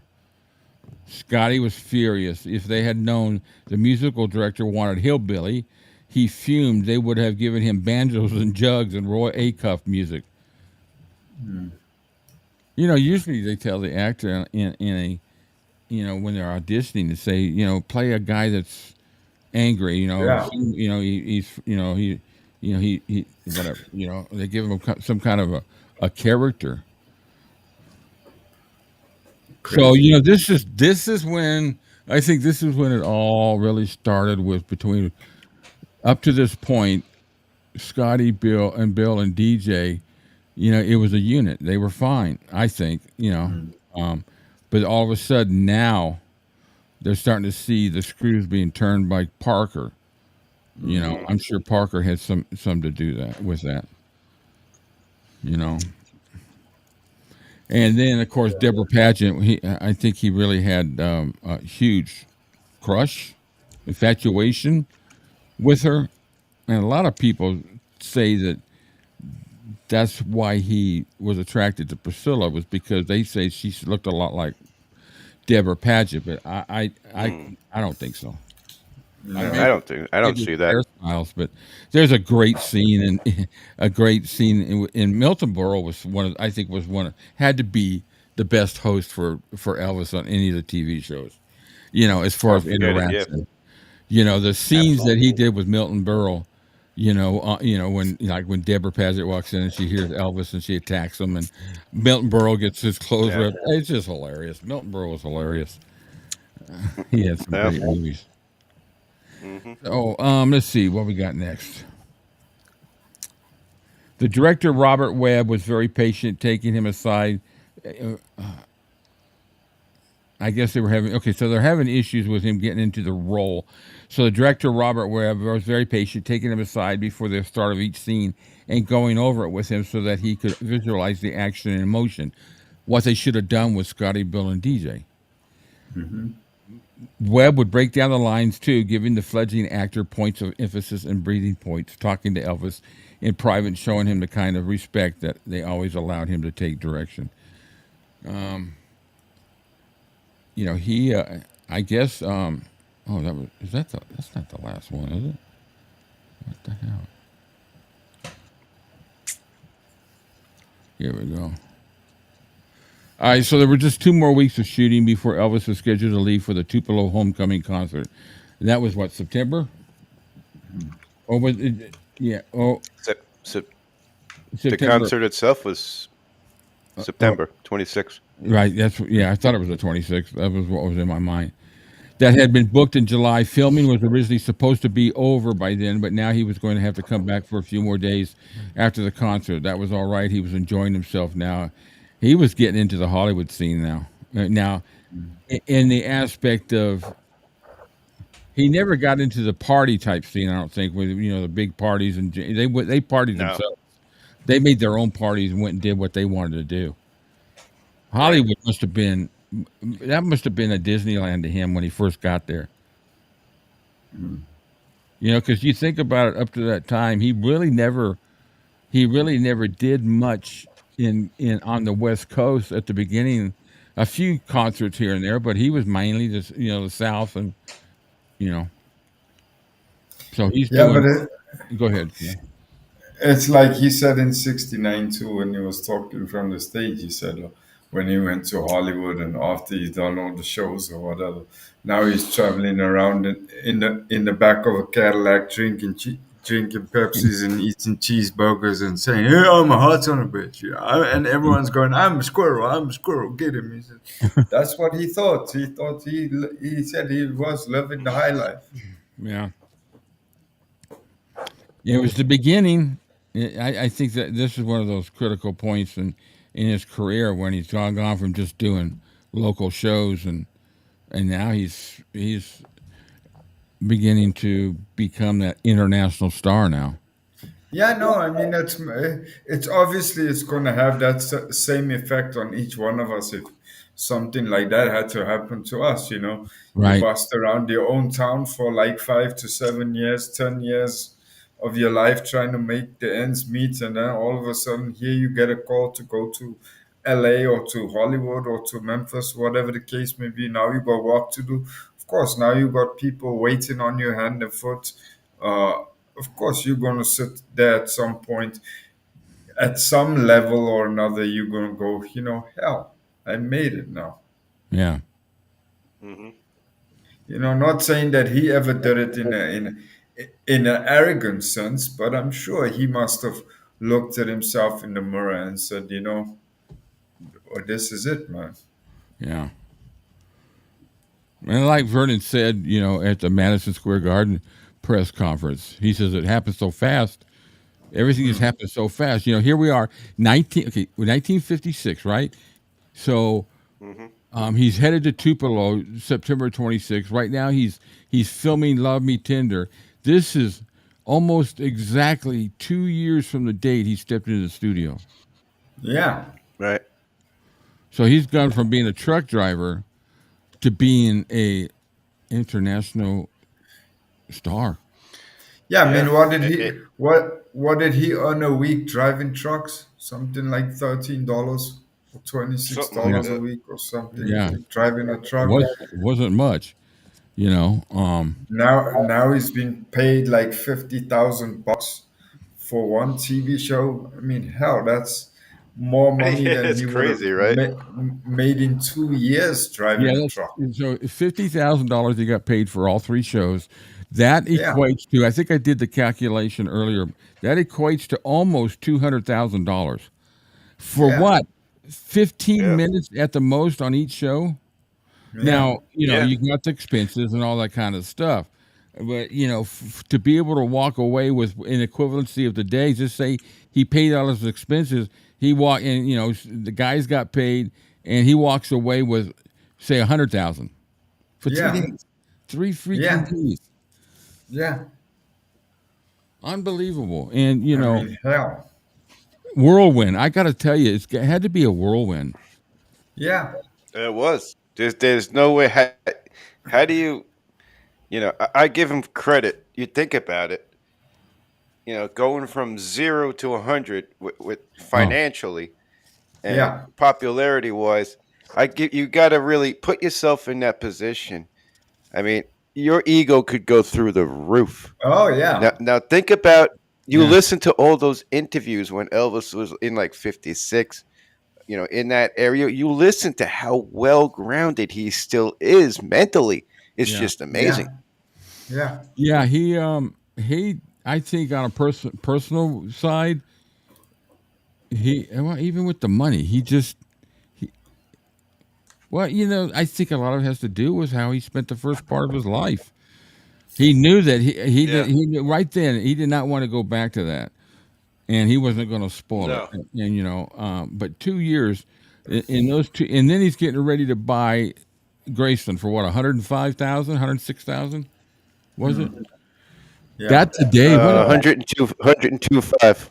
and what is that? What does that equate to today? That's probably got to be close to 2 million. Millions. Yeah, Millions. I can't get over. That just makes me think that in this sense, I take my hat off to the guy because I sure as hell would have had a hard time having Yeah, going to that and still staying level. I agree with you, Deb. That's exactly what I'm saying. That's exactly what I'm saying. I mean, the fact that he was able to stay so grounded in his mind, Yeah. Yeah. when you listen to him talk, it's just Well, all it came these to things that going point. on. I mean, his life is blowing up Oh yeah. financially, popularity, and he's just talking like very Yeah, like and blue collar. he is the only time I ever saw him in an interview that my first impression was, man, he's a little cocky here, Was that time when he was being interviewed by Dick Clark and he was leaning on that jukebox or whatever it was, and he's just sitting there. I don't know I think he might be chewing gum or something like that. And he's just got this Oh like yeah. cocky, almost you would say arrogant, but I don't think it was. I think it was freaking nerves Yeah. or exhaustion. Oh, He that looked that was Dick Clark. that was what's his name? Oh God, It wasn't Wink Yeah, I Martindale. know. it was That Wink Martindale no, show, It the was dance Wink. party. no, I'm talking about Dick Clark's show, wasn't it? Oh yeah, you know what? I take it back. You're right. I'm thinking of something else. No, yeah, Yeah, he was leaning on the jukebox and he was like with the gum. That was his nerves. That wasn't him being cocky. yeah. Well, you know what? Anybody who's not an Elvis fan doesn't know him would sit there and say, "Wow, look what fame did to him right away," because he just had that kind of The demeanor, the yeah. whole. That's what he was kind of emoting, And Wink, And the thing of it was and too. Wink was like, You remember "What are that? you You doing remember here, that man?" interview he did with oh God, after what was that show he did that interview? High Gardner. Oh Hi, yeah, Gardner They Paul. asked him. they You asked you him got to about- remember. He asked him. Are you getting much sleep? He said, I only sleep 3-4 hours a night. So when you look at that Wink Martindale video, he looks dead tired.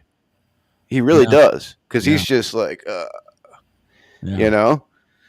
So you could easily mistake that for arrogance, but he was just so. No. I mean, he I was know only he sleeping a few wasn't. hours a night. Yeah. I know he wasn't arrogant, but just the first time I saw it, it was like, wow, he's kind of, sure of himself. And I'm sure he had a little bit of, I think he had confidence definitely about that time. But he didn't fit into the Hollywood scene.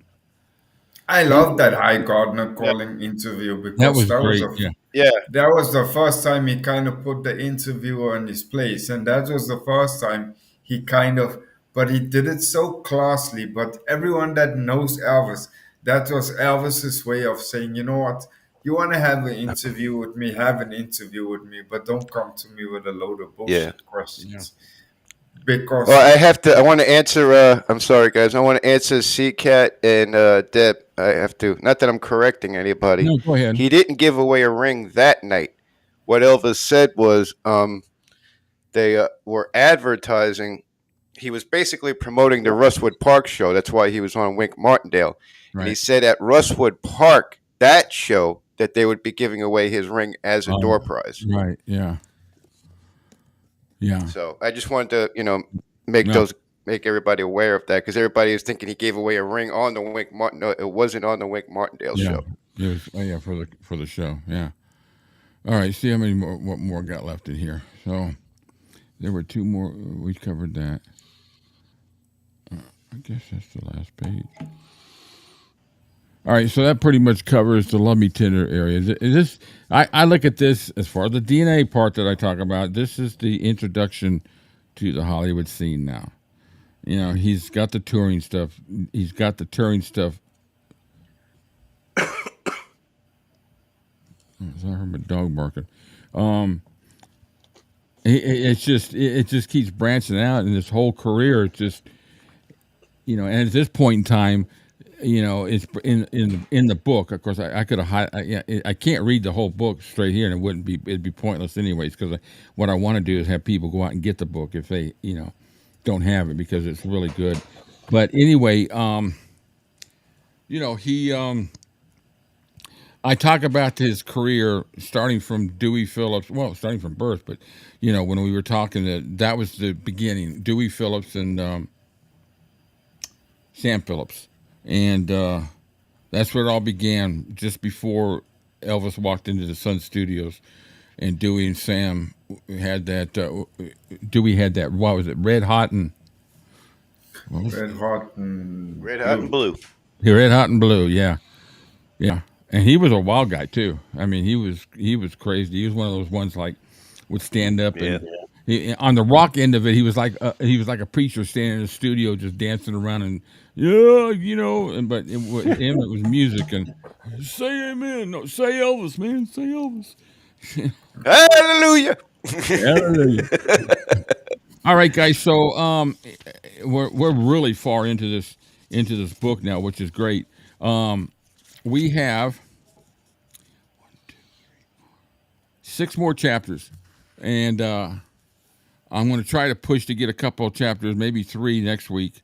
I really want to get through this book and get the other part going, because, but it's hard to believe we've gone through all these chapters and we've really only covered 2 years. Kind of a sobering, huh? So much happened. Who he met, everything. His introduction to Hollywood, but we've done 1, 2, 3, 4, 5. Hollywood. 15 chapters. We got 6 left, so we're 2/3 of the way through. And look at that book. I mean, that sucker's thick. The other one's just as thick. I like thick books. That's a big mother jumper. Yeah, but we're going to start the Colonel ones this week. I'll talk to Cam, because Cam's got both the books, but I really want to hit the Colonel books. I'd like to try to get through as many as I can in the next 3 weeks, and just kind of highlight. And what I want to do is highlight some. Basically, I want to highlight certain points that I really want to see if Peter Gronick can confirm or blast away. Because I say it every time, but I think he's not perfect, but I think Peter Gronick is the best biographer of Elvis. Period. Of anybody. And even when you even talk about. Books by Jerry Schilling and Linda, which I think are great books, but there's their story. This is from day 1 to day whatever it was, however many days, 25, But I just love how honest he is in the way he writes things. He'll tell you, I'm probably going to make mistakes in this, more or less. Well, that's the thing. That's what it's just like on TV. I don't hardly watch since I started this with the YouTube channel. I used to binge watch because what else did I have to do? I wasn't really introduced to YouTube yet. But since then, I don't really watch a whole lot of stuff on TV. Every once in a while, I do have a couple. I'm sorry, guys. My eyes are itchy for some reason. I right now I do the series that I stick to, and they're pretty much over right now, are Yellowstone. Those series, I loved those series, and then Criminal Minds, I really like. But other than that, I'll watch a certain one things. Lesley suggested The Chosen one, The Chosen. So I'm going to start watching that because it's really good. It takes the life of Christ, and it says at the beginning. This is what I'm going a long way around to get to the point you just made. But the thing about it is, at the beginning they talk about there are things in the show that are filled in, they're not actual events. And so you got to take that into account. And one of the big things about The Chosen is it really would do good to read the Bible in the section that it talks about, with Christ. And I watched the beginning of episode 1, season 1, because they're in the 5th season right now. And the first one is, introduction to him when he was, I think, 29 or something like that. But I'm sure it'll get, go back in time and cover things. But with that and the Passion of the Christ, That guy's a good actor too. yeah. Oh, yeah. I mean, I that's one thing that, well, I can't fully attest because I haven't seen the whole thing, but I've heard a lot of good things about him. And so when it gets to theocratic or biblical, I've always been a fan of the Passion of Christ. When I understand that they're talking about doing a sequel with the resurrection, and then I've always loved the Ten Commandments. 1958 came out when I was born, but every chance I can, I watch that. It's a basic coverage of Moses and that period of time, and it's just a great story. Even if you don't believe in the Bible, they're great stories. I do. I happen to believe, the stories about them, but the Bible. But Charlton Heston was, he was the man for those type of movies. Ben-Hur, all that good stuff. All right, guys. So listen. Let's see what else we got to cover. Banjo Pop. Thank God. Jesus, how far back? You're right, Rich. Thanks. You guys, I really appreciate y'all showing up. If you saw the thumbnail, I put something in the thumbnail because for those of you who have not watched the watch party, at the end of it, I kind of went off a little bit. I've been quiet about this, but this one popped out, and it's about Billy being attacked by the little narcissist guy, and so I said something about it at the end of the show. Just talked about basically who the hell are you to tell somebody what to do? He's demanding that Billy Smith apologizes. So I kind of went off a little bit on the show the other night, and I don't like talking about it much here, but I just want y'all to know that there was a little bit of back and forth on comments and then them attacking me in the comments from that, some of his little minions, and so I replied, and I've got them all saved because I'm being accused of attacking her and all that. Like I just picked her name out of the clear blue, and attacked her. So which is bullshit. But anyway, I apologize for talking about this as much. I usually don't like to do it. I will do it when I feel I need to on the other streams like what we did the other day, a watch party, and do a little rant at the end. But I'm leaving it alone for right now because he's not worth the chatter. But I just wanted to put it out there. Nobody's got the right to tell anybody what they have to do with their channel or what they have to say because they said something in the past.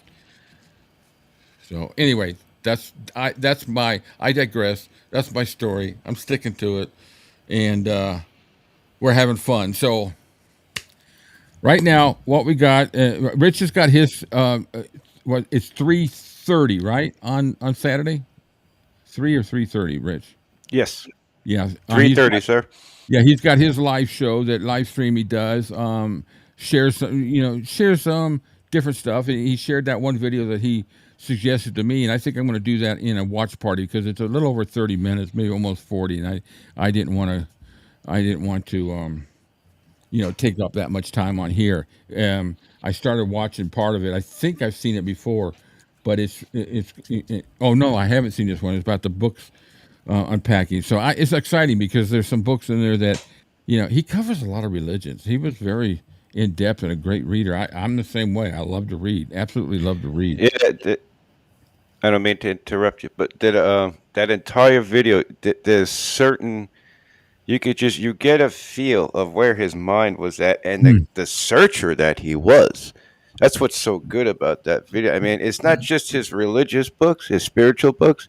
There's like a whole bunch of other topics that are crazy. I mean, I would go into it, but I don't want to spoil it. Did they get to the aliens and the occult section? No. Of course.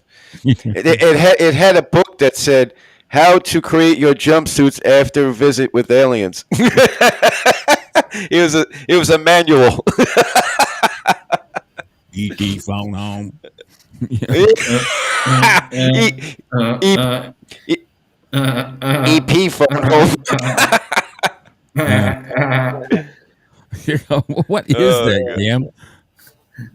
It's a robot. Oh yeah. Oh Oh, yeah. good lord. Yeah, but it's a very interesting video. You just get like a first-hand feel of what went on in his mind, like his thirst for knowledge, really.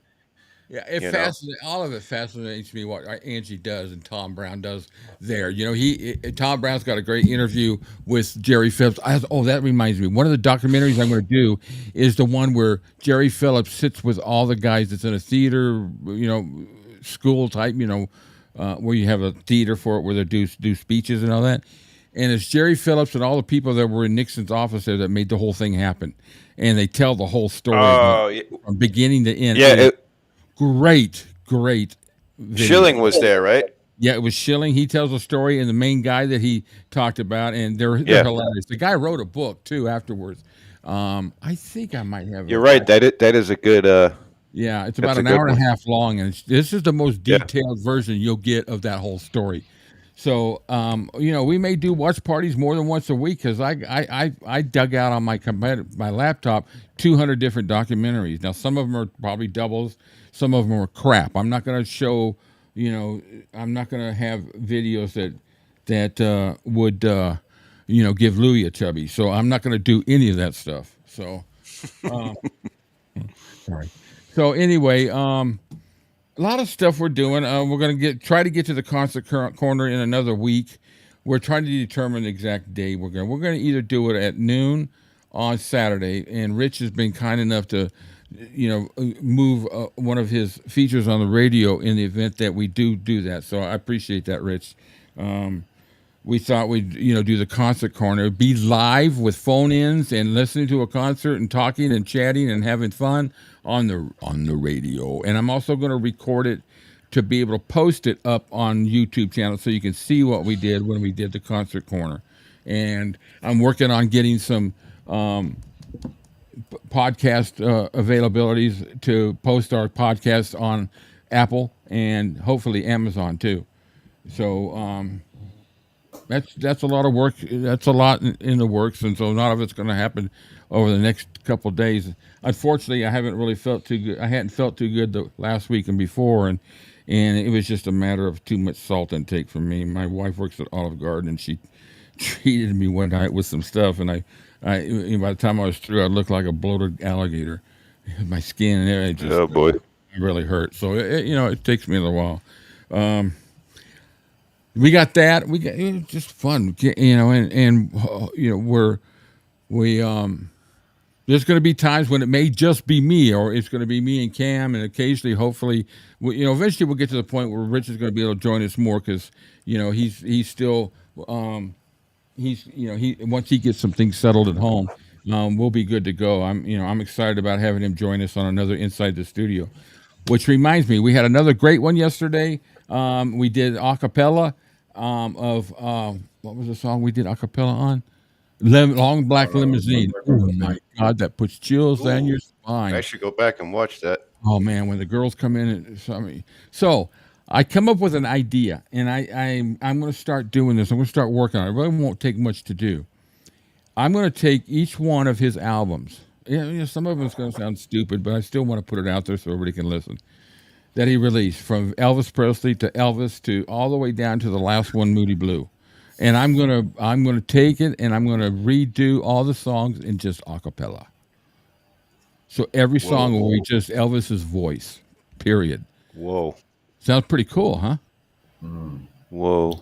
And I'll just what I want to hear in a cappella? Did you do this yet? I'm sorry to interrupt again. No. How Great Thou Art live. Is there a way you could do that a cappella? Live? You want it live? The live version, I meant. I've done it studio.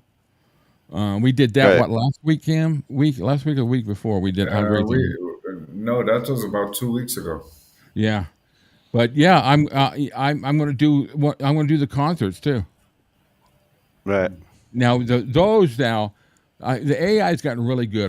The software, it's an internet-based software that I use, and I buy minutes. So however many minutes I do, and it's so cheap. It probably costs me less than $1 for each song to do, and but they've got a great, absolutely great program, and I could even break it down by instruments, where I just want to hear the drums or the guitar or the piano. It's really cool. So anyway.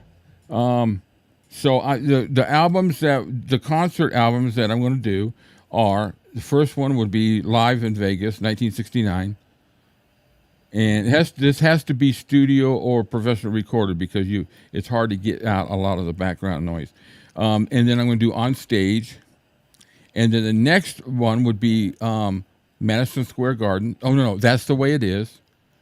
Then it would be Madison Square Gardens. And then Aloha from Hawaii, Memphis. I'm going to do all those concerts. And if there's another one in there that I can't think of right now.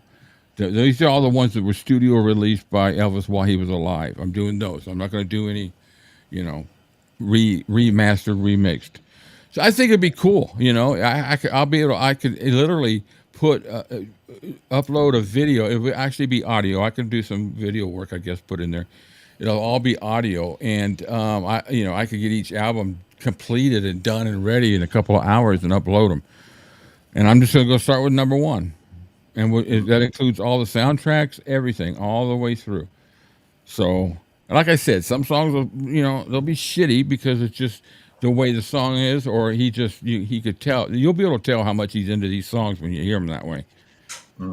But just to be able to hear the quality of his voice for his entire career, and then you stop and think about the fools out there that we call singers and all that. And there's some good ones. I don't want to take away from the fact that there's not some good ones out there that can really sing. And those are the ones that will stay away from auto-tune and all that. I mean, one person I can think of right now is Chris Stapleton. Oh my God, that guy! I don't know if you ever heard him do the national anthem, but he had the Eagles crying. It was amazing. So, people like that, that are, John Mellencamp. He wasn't into all that auto tune stuff. And anyway, that's the plan. I'm sticking to it. Yeah, man. He was born in a small town. Yeah, very small town. Yeah. Pardon the pun. His parents lived in that same small town. He married a doll, and he moved her from LA to, well, I don't know what the fuck. I had it a second ago. Oh yeah, married an LA doll, brought her to the same hometown. So whatever. But he's got some good stuff. I was a big fan until he started really getting political. I hate it when these people get political. Well, guys, listen. Had fun. We've been almost 2 hours, and I'm going to push a little bit more. Keep an eye out. Do me a favor. Get WhatsApp. Ask me, and then I'll give you the number that you put in for WhatsApp is going right across the screen here. So that's the number you'll get. So it's free. You use your phone. You can video, leave messages, requests, everything. And I'm putting a group together for that. So I've got a whole group of 5. So I want to get a lot more. You guys got anything else? Yep. What you got? Yep. Yet? Did you say? I want to thank everybody. Yeah.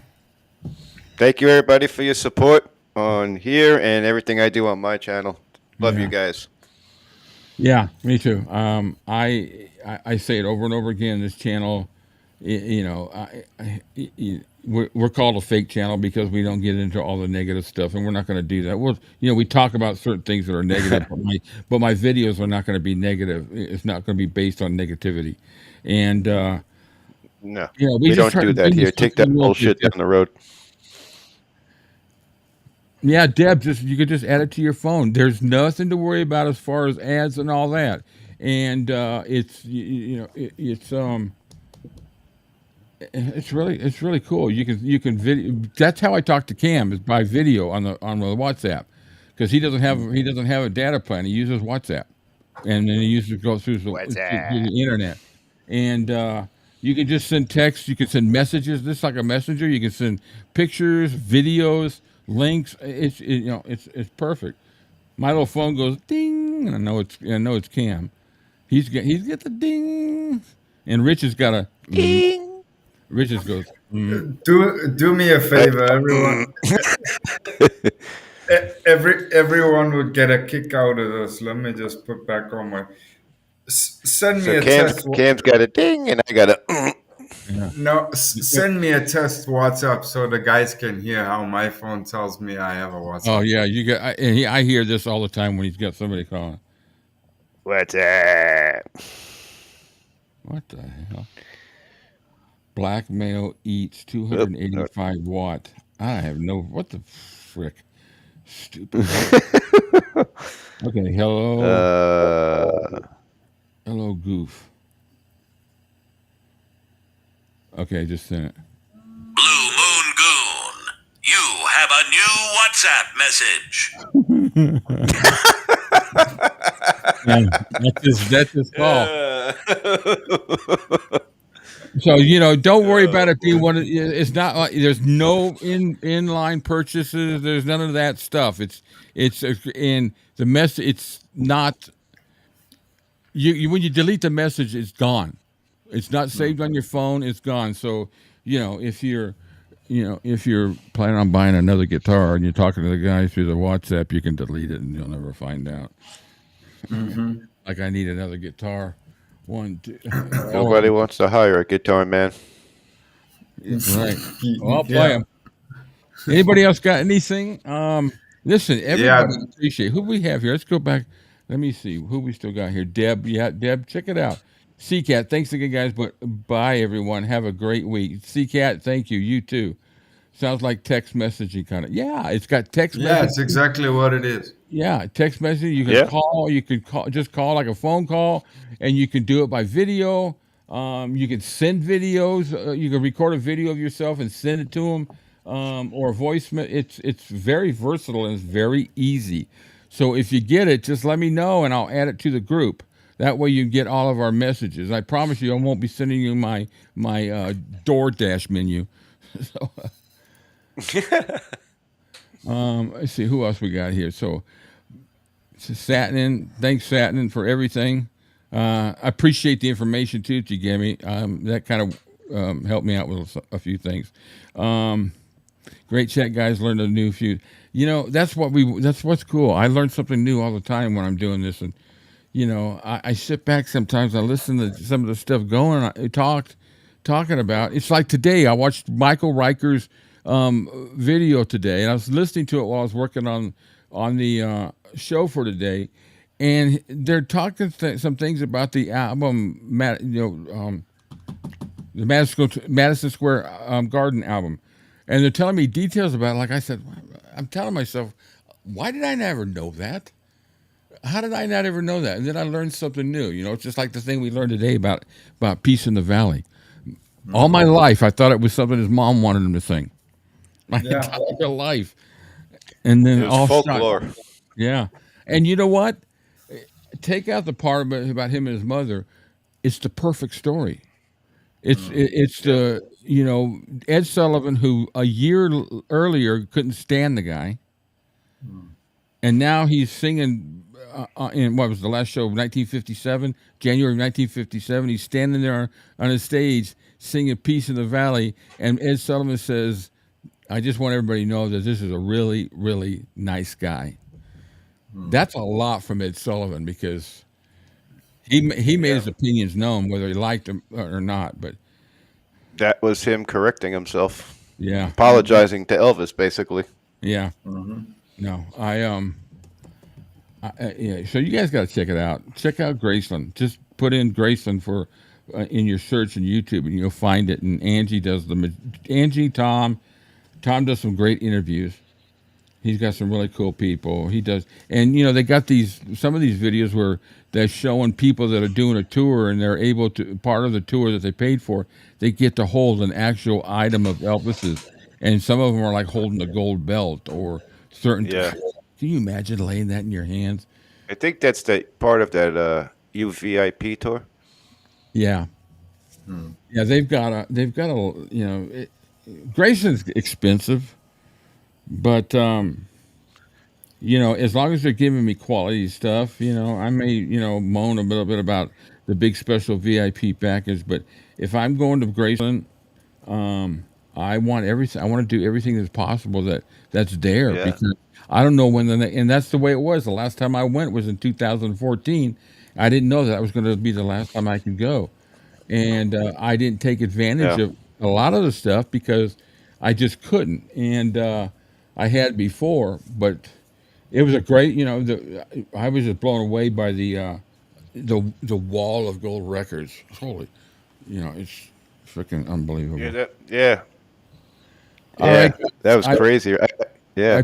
I appreciate. Yeah, I mean, it's just. Listen, we appreciate everybody that joins in. We take suggestions if you guys want to see something, want us to record something, want us to do something. Yeah. Please, we got 3 guys here that one way or another will get done what you want to have done. If you want to hear, it's like the concert corner.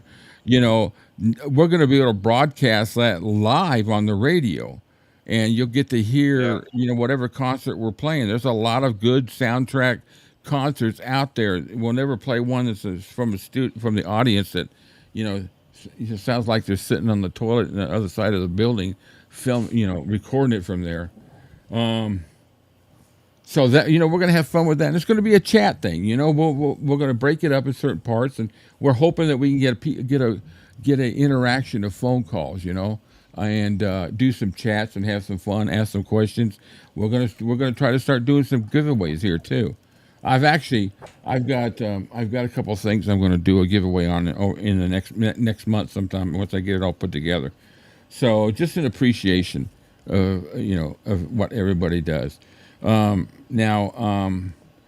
I don't know if I got all the way through it, but when I put the thumbnail on for this, I put on there defending Priscilla ? And put it all the way across, and because I'm accused of being a closet Priscilla lover. I'm a secret, it's been discovered. And anybody that's been Let me guess, that was from the National Enquirer person? Yeah. It was from the guy that has a bird's nest on his head. Oh no, we cannot have a closet persona. Yeah, so just because I'm not allowed to express my viewpoints about things without getting blasted and called all kinds of names by his followers and by him and everything else. But you know what? I'll expose these people. I told the person that was going off on me yesterday in the comments was, totally. And then she told Louis that because everybody's like, oh, we're so sorry you went through that, because everybody knows me. I say it as is. I come back, and you want to keep coming after me with stuff, I'm going to get a little rude with you, and so I screenshot everything and took them all off because I didn't want all that whole trash. Yeah, that's a typical narcissist. They're allowed to say anything they want to you, but you're not allowed to defend yourself. Yeah. And and then they actually think that they have the authority and the will, or the authority and the backing to be able to tell somebody like Billy Smith that he owes an apology, he needs to apologize, or to tell Kyle. The ego on this dude is just unbelievable. The ego on this dude is just. Who the hell are you to go after Billy Smith? What in God's name is wrong with you? Yeah. Honestly, who the hell do you think you are? See, that's how I ended my show. And then, one person said bullies, and I replied back, "Oh, hi." I knew it came through, because he sends his people. He doesn't go out there and fight the battles. He sends his people out there to do that. And it's freaking yeah. So, anyways, she chicken shit. That's why. puts bullies, and I come back and said, "Oh, hi, Louie. How you doing? How's that bird's nest going? Is it stuck? Is it attached, or is it you just have to glue it on every night?" And I just left it like that. And then another person come back and just called me every name in the, not every name in the book, but just went off and secret. That's where I became a closet Priscilla lover. Oh yeah, that's what we do here. Honestly, this is all just a big setup because we love Priscilla. Yeah, see, once we're through, and I turn the lights on, all these pictures actually turn into Priscilla. Wait up, wait up. Hold up. That's Yeah, that's why we're doing this. It's all one big. This is all one big setup because we're actually a Priscilla loving channel in disguise. You know, And one we're- day we're and- going to reveal that. We're Priscilla in disguise. We're not really Elvis fans. Yeah.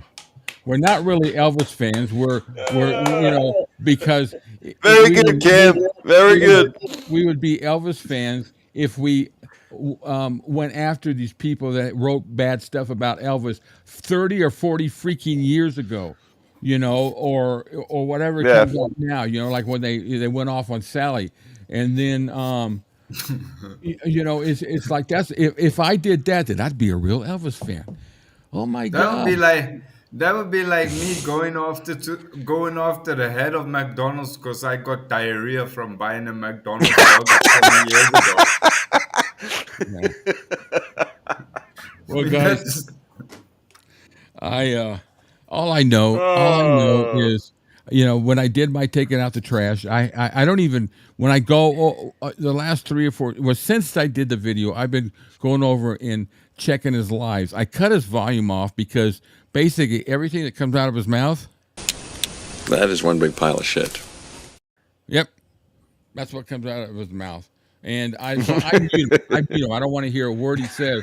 Then I sit there and watch the chats, and I come to find out that there's 2 or 3 names in there that they're laughing at him when he talks about me, and they're making remarks, and yet they come on this show, and they said basically it blows smoke up my ass, But and so I got 2 or 3 names in here that I'm going to keep my eye on. I'm not going to delete them.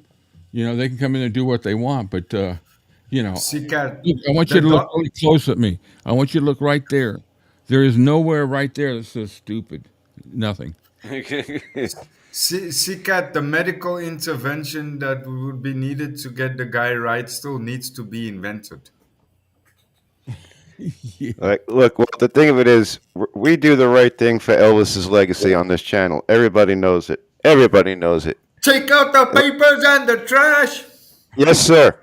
And it's like Danny's wife said. If you're just going around YouTube, just looking to stir shit up, you're not an Elvis fan. You're just in it for yourself and your ego. Well, Deb, I don't know if I really, I'll let you know. I'll tell you who he is, but it's gonna make you vomit. He's got a channel called Defending Elvis, so check it out. Watch a couple times, and you'll realize you'll see the narcissism within the first 3 or 4 minutes, and right now he's on a tirade with Billy Smith and this book that he was in that Atlanta Nash wrote. And where they talked with, it's about the Memphis Mafia. That is some pair of balls going after Billy. That is some pair of balls. Excuse me. Went after Danny and all that. And, all of a sudden, I remember him saying with the Danny deal that, everything was fine, and he was, they all got past it because Danny came back and said something. Well, everybody's got a right to do what they want because he'd gone off on Louis the day before. So all that whole time he's been a fan of him. Now all of a sudden he can't. He's after Danny. He's after anybody that has a last name Smith. Well, I got news for you. If there was a phone book, you would find out that 2/3 have Smith in it. Oh. Yeah, so my God. I laugh. How do you, excuse me, does this guy, I hope he's watching this. Think about this. Oh, he watches it. How do you call yourself an Elvis fan? Yeah. You're attacking Elvis's family. Are you excuse me, are you an idiot? Hey, Bruce, honestly. Back a little bit off the microphone. It's coming in real loud. Oh, sorry. That's right. Okay, that's good. That's perfect right there. It started. You said the whole premises of this whole thing is because we're Elvis fans, and you're sitting there going after Elvis's own family and attacking him. Yeah. Do you not see what you're doing? No, he doesn't. That's the thing. He thinks You're he not thinks an Elvis fan. now. You're a fan of your own ego. Okay, I'm going to tell you something right now. Yesterday, I did turn up the volume and listen to it because there was something. It was after the whole comment thing from Caroline. So I decided I'm going to listen to what he has to say. Now I'm going to tell you something right now. What I'm going to tell you, you're gonna. I don't know if you'll get pissed or you're going to laugh your ass off. But Hidden Minds, right? Renee, great channel. He used to follow Louis. And then he realized that Louis was an asshole, so he badmouths Renee, and then he sits there and he says the only reason why he's got such a great channel and because he's got so many subscribers is because I mentored him and told him how to do it. But I never badmouth people, guys. I've always got so much love for everybody, guys. I've never. Oh no. Yeah. So I'm sure he's sitting there at the chair in his chair with a chubby right now. So, listening to this because he's just a, he's just a. What in God's name is wrong with you? How do you call yourself an Elvis fan and you're sitting there attacking Elvis's family? What is wrong with you? Honestly, I'm sure Billy's heard all this stuff that's coming out of him and all that. And Billy, I think Billy. I'm going to tell you something. Let me finish this real quick. So Billy, just to show you how classy Billy is. So this morning he releases a video about the Memphis Mafia, which is what Bonehead is going off on about, about this book and, how they were disrespectful and took advantage of Elvis and all this other stuff. And he's talking about an interview that Billy had at one time where somebody asked him, do you regret anything you said in that book? And he says, no. He just said no. And that's what he's going off about. He says, no, you need to apologize for what you did. Of course, no one else can because everyone else is freaking dead. He goes off on Dave Hebler too, the same thing. So, he just, I forgot where I was headed now. It's unbelievable. Oh, I know what it was. So Billy releases a video this morning about the Memphis Mafia, and the question that was proposed to him was, were they loyal? And he asked him about Joe Esposito and everything. He says, yeah, they were loyal to Elvis.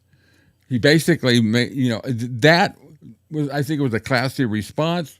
And that was set Mr. Narcissist. He'll lose that chubby real quick. It's just gonna piss him off. He's a twit. Deb, good Lord. And Satnin, all for Rex's sake, he even wept after Renee then takes credit for Renee's success. Fickin' halfway. I love what how Satnin writes the words out so they're not, I think what happens is sometimes in the chats they block those words. But, I wasn't going to really get into it much here, but you know what? I told the girl that was back and forth with me. I got even, I even just went off a little bit more. But when she started off going off on me and calling me a coward and all that, it just kept going. I finally said, well, you know what?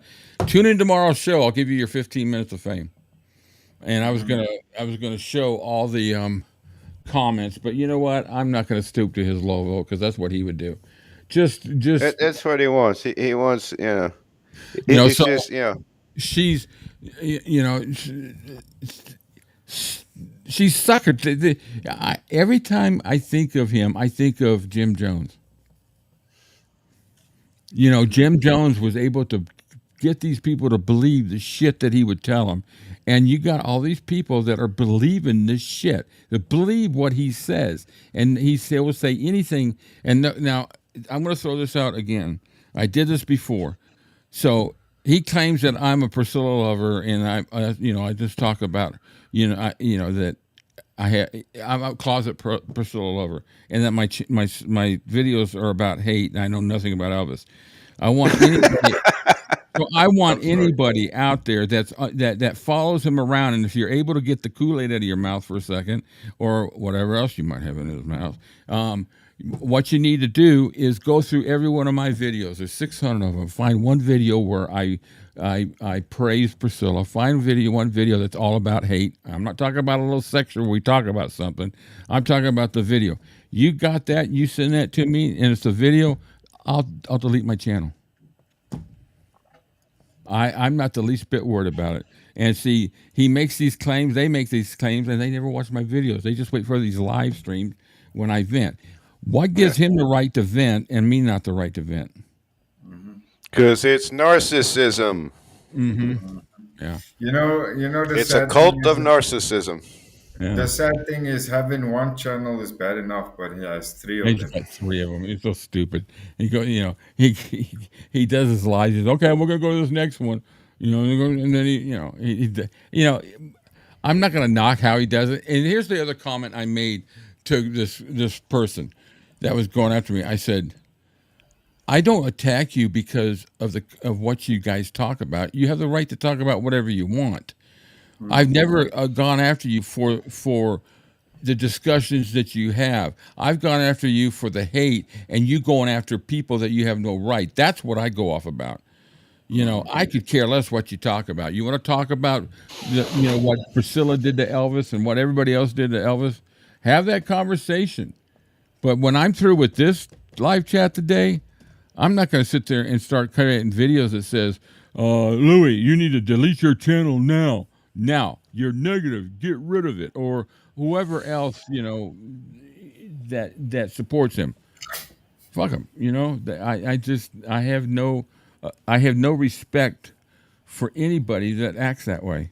So I will say whatever I want on my channel, but just keep in mind, I'm the wrong person to fuck with.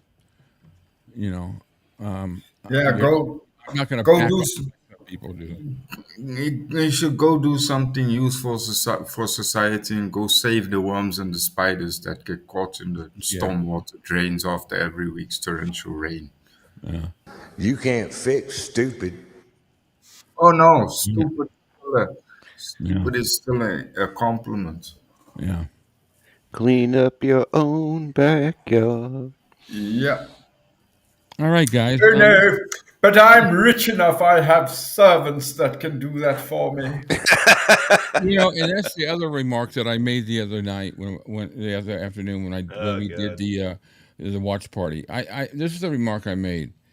He talks about that one video I watched. He says something about he doesn't have to work and he doesn't have. He's obviously insinuating that he's rich and all that. And more power to him. That's great. I love it. I love seeing people. But here's the deal.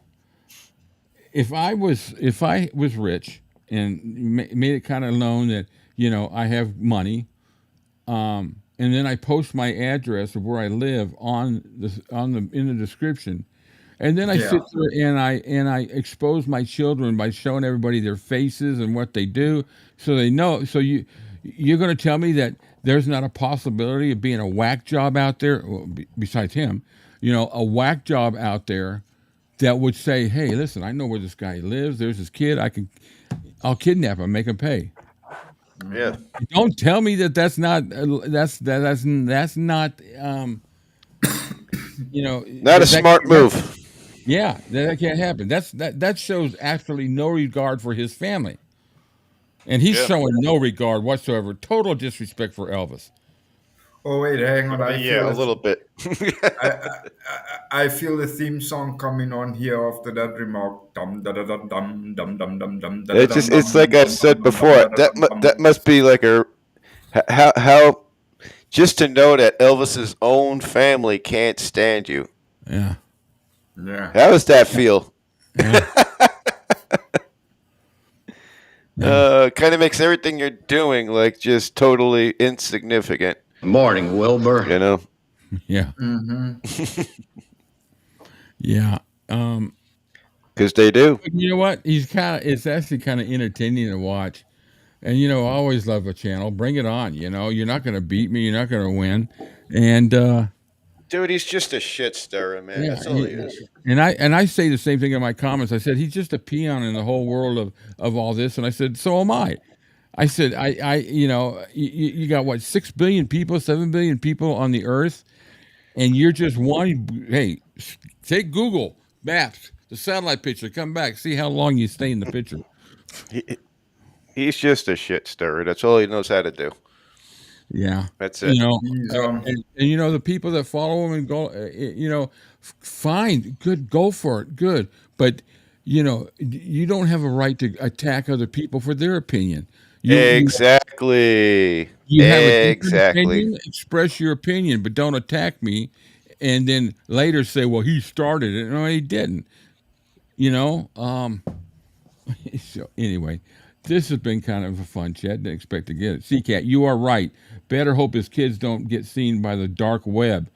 Yeah, the dark web is worldwide, and you know what? Where he lives is a lot more accessible. I think. I don't want to do anything than they are in this country, especially now with the way they're going after these pedophiles and these traffickers and all that stuff. Demand money and ruin the child's life. They'll put the child's face on a different body. They'll Photoshop it and do all that. We're here in Scotland, and we call them a wank. Well, I think I know what this is. Like him, a wank stain. Oops, did I say that? People like him. I mean, yeah. Sadnan, that's still a compliment. You can't diss sheets like that. Yeah. I wonder those things take effort. And he's got full access to make comments on my.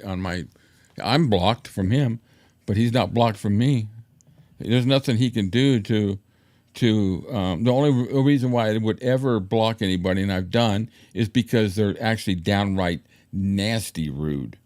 Or if they start going off about Elvis being a racist, I'll give them 2 warnings. If they do it again, they're gone. I don't deal with that. But if you don't if you don't think we're a real Elvis channel, then unsubscribe. If you don't think we're real Elvis fans, then unsubscribe. I wouldn't want to watch a channel that a YouTube channel or anything that's hosted but has an Elvis channel, but they're not an Elvis fan. Okay, yeah, I'll give Satnan that one. Just a tiny micro stain. Teeny weeny. I just, I'm going to open up about something. He was right about us all along. I got a whole collection actually on this side, whole bookshelf of Priscilla's books, and her poster right next to it. You're kidding. I got Do you have an autograph poster? I got one. Oh, yeah. I got one better. I got a Priscilla blow-up doll. Ooh. Oh, good for you. I am just kidding. I'm just kidding. Trust me, I'm kidding. She was a beautiful woman. I don't know, I've always made this claim too, and I have no disrespect to anybody, any women about this, but women are naturally beautiful. And I don't know why, with the exception of maybe it needs to be done because of something, that happened, an accident or whatever, or you just do a little bit of a nip and tuck here or there. But what people do to their faces, okay, I'm going to name some people that have never done. They're in their 80s that have never done cosmetic surgery, which they have proclaimed. And they're absolutely beautiful. Sally Field. Yeah. Helen Mirren, I think, is one of the sexiest women, even at her age. Yeah. I absolutely love that woman. She's great. And Sally Field, too. You got people like them. You got, Jennifer Aniston hasn't really done very much from what she said. Not a lot. No. But yeah, you're right, Satin. And she was stunning. She was stunning back then. Some of the pictures, I think she looked absolutely beautiful. The best looking I think she ever looked was, first of all, and don't take me wrong, but when Elvis met her, okay, I thought she was absolutely beautiful. And then in the 70s when she held her hair down and she was dressing the way she wanted it to, she was. I don't think I don't know. I'm not going to say this. I'm not going to say it, but her beauty was set the standard for everyone else that had a relationship with him. You know, You could see, honestly, for me to sum it up, you look at her face back then, like when Elvis was married, you could see why Elvis would fall in love with her. Oh yeah, I mean, You could really see it. you know, I mean, I don't want to, you know, There we go again, Priscilla loving, yeah, because we speak our honest opinion. you know, I'll tell you, in my relationship with my wife, um, we met in 1998. She sold products, light bulbs, and just I don't want to say construction, hardware type stuff, and for the hotels. She came to the hotel when, you know. So the first couple of times I met her, you know, she was trying to get our business. We had business with somebody else, and she called. She says, "You want to? Can you know? Do you mind if I take you out for lunch?" And I said, "Sure. I don't mind. I'd love to. You know, get out. I get out." So we went and we sat there for 2 hours chatting, and I couldn't get my eyes off her. I kept looking at her, and I just thought, man, and it was all natural. My wife wears hardly any makeup at all, never has. And you've seen the pictures of her that show of our wedding. She had just a little bit of lipstick and maybe a little bit of blush, Yeah. but it was overdone. And, you know, there's a lot of modeling. She used to model in LA. She was actually in the movie Pretty Woman as a stand-in for Julia Roberts. Oh, wow. And yeah, a little clip of a scene. And so she had that kind of a look. And till this day, I mean, she just turned 60. And I swear to God, I look at her and I think, you don't look any older than 35 to 40. You know, she's just healthy. She's tired. She works a lot, you know, and that's the only thing that worries me about her. But you know, we're opposites, but we work. We've had our problems, but we work. I mean, she goes through a lot to take care of me because of my situation. She never complains. And I do everything I can to not. Because it's real love, dude. Yeah, Because and you know, you're right, but I still do everything I can to take some of that load off of her, what I can physically do, and I do a lot. I do all my cooking. You know, I've got everything in here where I cook everything. She grocery shops for me, and she does the laundry for me. But I fold it all. Well, she's been folding it lately, but. You know, between her job and still trying to get this house together, we've been in it for 3 years, and we still got boxes here and there because she just works so much. But I got lucky, you know. And you're right, Rich. You know, you know, when somebody cares and loves you when they do stuff that a lot of women would just say, "I'm not going to take care of this guy. I'm out of here." like, I mean, when you got married, like the line says, for better or for worse, you know, in good times and bad, you know, that's real love. That's what you got. Yeah, and you know, when she's working late, she always makes sure she calls me during the day to make sure that she just got that fear that one day, you know, it's just, you know, I mean, overall, my health is really good. It's just physically, you know, I'm very limited, and a lot of it has to do with my weight.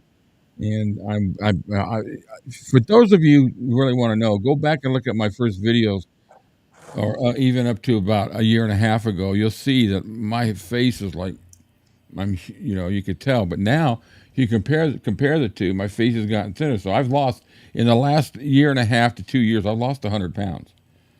And it's just what I did is I cut out all my crap. Every once in a while I'll have something. When she shops every week, she gets me a little small quart of chocolate ice cream, and that's my sweets for the whole week. And then, you know, I cook everything else. She buys me chicken loins and hamburger patties. This is all on my diet. And I cook them, and I make wraps out of them, or I'll make, you know, I don't eat any bread. The only thing I have is just the wraps, you know. And and she buys the healthy choice meals for me to have every now and then. And eggs, and I do it all here. I scramble my eggs I do everything in the microwave. I'm on my own ice maker, my own coffee maker. So I take that load off of her. You know, I could easily say, you know, I need you to cook this and this, but I'm not going to do that. She works so fucking much that I worry about her more than anybody should worry about her, because she just works so hard. But she's always been that way. Yeah. So yeah, Rich. Sorry, I really went off about that I carried on, but No, don't be, I don't be, count dude. myself. And the other reason why I brought it up is because when I was reading the chats today, they were all talking about they can't believe that I actually have a wife and that anybody would be married to me and all this stuff. They said they wouldn't be surprised if my dogs would run away. It's stupid, childish shit, Yeah, well, look where it's coming from. It's But indicative. I'm a lucky man. I make sure she knows it. I say, I just let her know. Thank you. No, thank you is always coming out of my mouth, and I appreciate that. And You're honestly, I think you're both blessed to have each other and to have found each other. yeah, no, you're right. We're very, very fortunate. It took me a while to find the right person, but it was well worth the wait. Absolutely. So anyway, that's my story, and I'm sticking to it. I was really There you born. go. I was really born as an alien, telling and creating jumpsuits. Yeah, But yeah. I had my Selling own Elvis jumpsuits. a garment factory. Oh God. All right, guys. Well, keep an eye out. If I'm going to push to try to get as many people on the WhatsApp. If you don't want notifications, but just let me know. You don't have to get the notifications. You can just drop yourself out. But as long as I stay like I've been for the last 10 days, feeling good, and I'm going to keep doing it. And Cam and I are excited about doing it at all different times. And then when we can get Rich in there, it makes it even, we miss him. We miss having Rich in the shows with us, but we also understand, the situation right now, which it's not a negative situation. It's just, it's right now. It's just he's in a situation that he needs. It gives, there's an end Other to it. things, unfortunately, in my life have to come first before this. Yeah. You know what I mean? No, absolutely. So, and for all of you out there, I'm going to say this real quick, because the moment seeing Cam's picture of his bed, it. He even looks so much. I mean, the difference in his today. He just looks so rested. He looks so happy. He looks. Yeah, you can see a difference. Yeah, it's because he had to ask me yesterday because I was kind of quiet with him after he sent the picture. I really wasn't saying a whole lot. Plus, I was trying to work on the show. Then he asked me, "Are you all right?" And this is all through text and messages. It wasn't a phone conversation, but he could tell in how I was responding to things. And I said, yeah, I'm all right. I'm just working on the channel, because I knew that if I started talking with him, then I would just choke up, because, from the very beginning, that's the one thing I was really hoping to get to the point where he had a bed and because that's so important to your health. And he says, when he told me he slept 12 hours, first word out of my mouth was, "You bum." Yeah, No. it's really awesome, because like now, for the first time, having to have gone yesterday and bought the bed and bedding. Okay, I didn't buy the curtains because the curtains are expensive at the moment. I have, in the greater scheme of things, all I now have to take care of is my curtains, uh, my clothes that I lost, my shoes that I lost, and a I can see that. couple of odds and ends for my kitchen. Then I'm Yeah. done. So I'm like 60% of the way. I'm Yeah. there, and that's in what, 6 months? I That's mean, if fantastic. It's done better than I ever expected, and it comes in spurts. And I'm not one who's going to sit here and say, make it a telethon or a fundraiser. I just want everybody to be aware of our brother within the community and helping him. We would do this with anybody, and he would do it for anybody too. oh no, So See, now this know, is eh, what the Elvis community is Mhm. all about. about, yeah, This is what it's supposed to be about, and this is and you know, you Yeah, guys, Satney says. Satin says, puts life in perspective, seeing what a difference a bed makes to your life. Cam, crazy but true. Yeah, I mean, I was dead honest with you guys as I have been all along. I've never been in the position to buy myself an orthopedic bed that is now necessity because of my condition too. There you go. I have never ever done that, and I have I have for as far back as I can remember, I used to wake up with lower back pain so much to the extent that I couldn't even bend down to tie my own shoes, and I always used to think, oh well, that's part and parcel of the condition I have. I guess I'm getting older. It's something I have to deal with, and it's stuff that I used to drink medication for it for years. And I mean, here I went out. It took a little bit of time to save up the money to buy a decent bed, but I went yesterday and I bought a bed, and I literally I when I was done setting everything up yesterday, I thought I was going to have a 30-minute lie down. I sent Rick the pictures, and I said to him, I fell asleep. I slept for 2.5 hours. And he came back and he said to me, the bed looks good. I said, well, the bed looks excellent, but it feels a million times better. I haven't slept like this in years. I can't remember. I woke up this morning. I slept 12.5 hours last night. I was not cold. I was not uncomfortable. I put a mattress protector on the mattress to spare the mattress. It's a quilted mattress, so it helps to keep the warmth in there. I was warm and toasty. I slept like a baby. I haven't slept like that for years. Yeah, Satin's got to follow up on what Satin said about putting life in perspective. When you can wake up after a nice, you're rested, you have no pains and aches. That immediately puts motive in you to say, "All right, I'm feeling great. I can get some shit done today." Yeah. Yeah. I do that sometimes. There'll be days when I get up, when I wake up, and they're getting more and more lately. Where when I wake up or I get ready to start moving around, that I feel good. I think, okay, I'm going to do this, and I'll get up and I'll clean up some. I can get up for a little bit, and then I have to sit back down. And a lot of it has to do with my weight, and I'm working on that to where I can get more and more. I've worked my way down the hallway to get to the front door now, and that is an accomplishment for me now, and it excites me.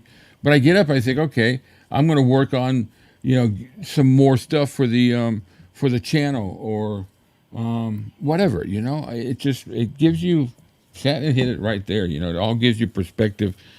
Yeah. And all. But And it's like you guys know we've all put up houses in the past, and I mean it's like I said, I didn't buy the curtains at the moment because the curtains are $1,000. yeah. Clothes you buy a lot of small That's things. in rand dollars. That's in your dollars, right? Yeah, that's Yeah. curtains. Curtains works out to like $150, Yeah. and Hey, then it's Heather. and then it's for one curtain. And the same thing, shoes that I need to buy. I can't wear regular shoes because I don't have a arch in my foot. I have flat feet, Mm. so shoes cost me the equivalent of $350. So all those kind of things, they will get there eventually, but like the major things that I needed to take care of in the beginning, a refrigerator, a bed, a microwave, stuff to keep myself alive on a daily basis and to keep healthy at the same time.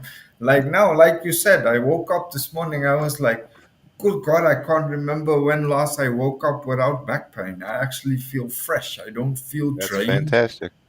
Yeah, It's if like, you go back, I like anybody who wants to see this. It'll really touch your heart about it. Is because when you see Cam here, and when you watch him with the inside the studio, or you watch him here with this, whatever we're doing, but go back to the first time he was on the show, and this is actually 2 weeks before the fire, a week or It two. was it was actually 5 days now that I think about it. It So wasn't go even back and take. a full 7 days. It's in October, and it'll be a coffee date with an Elvis fan, and it'll be with Cam.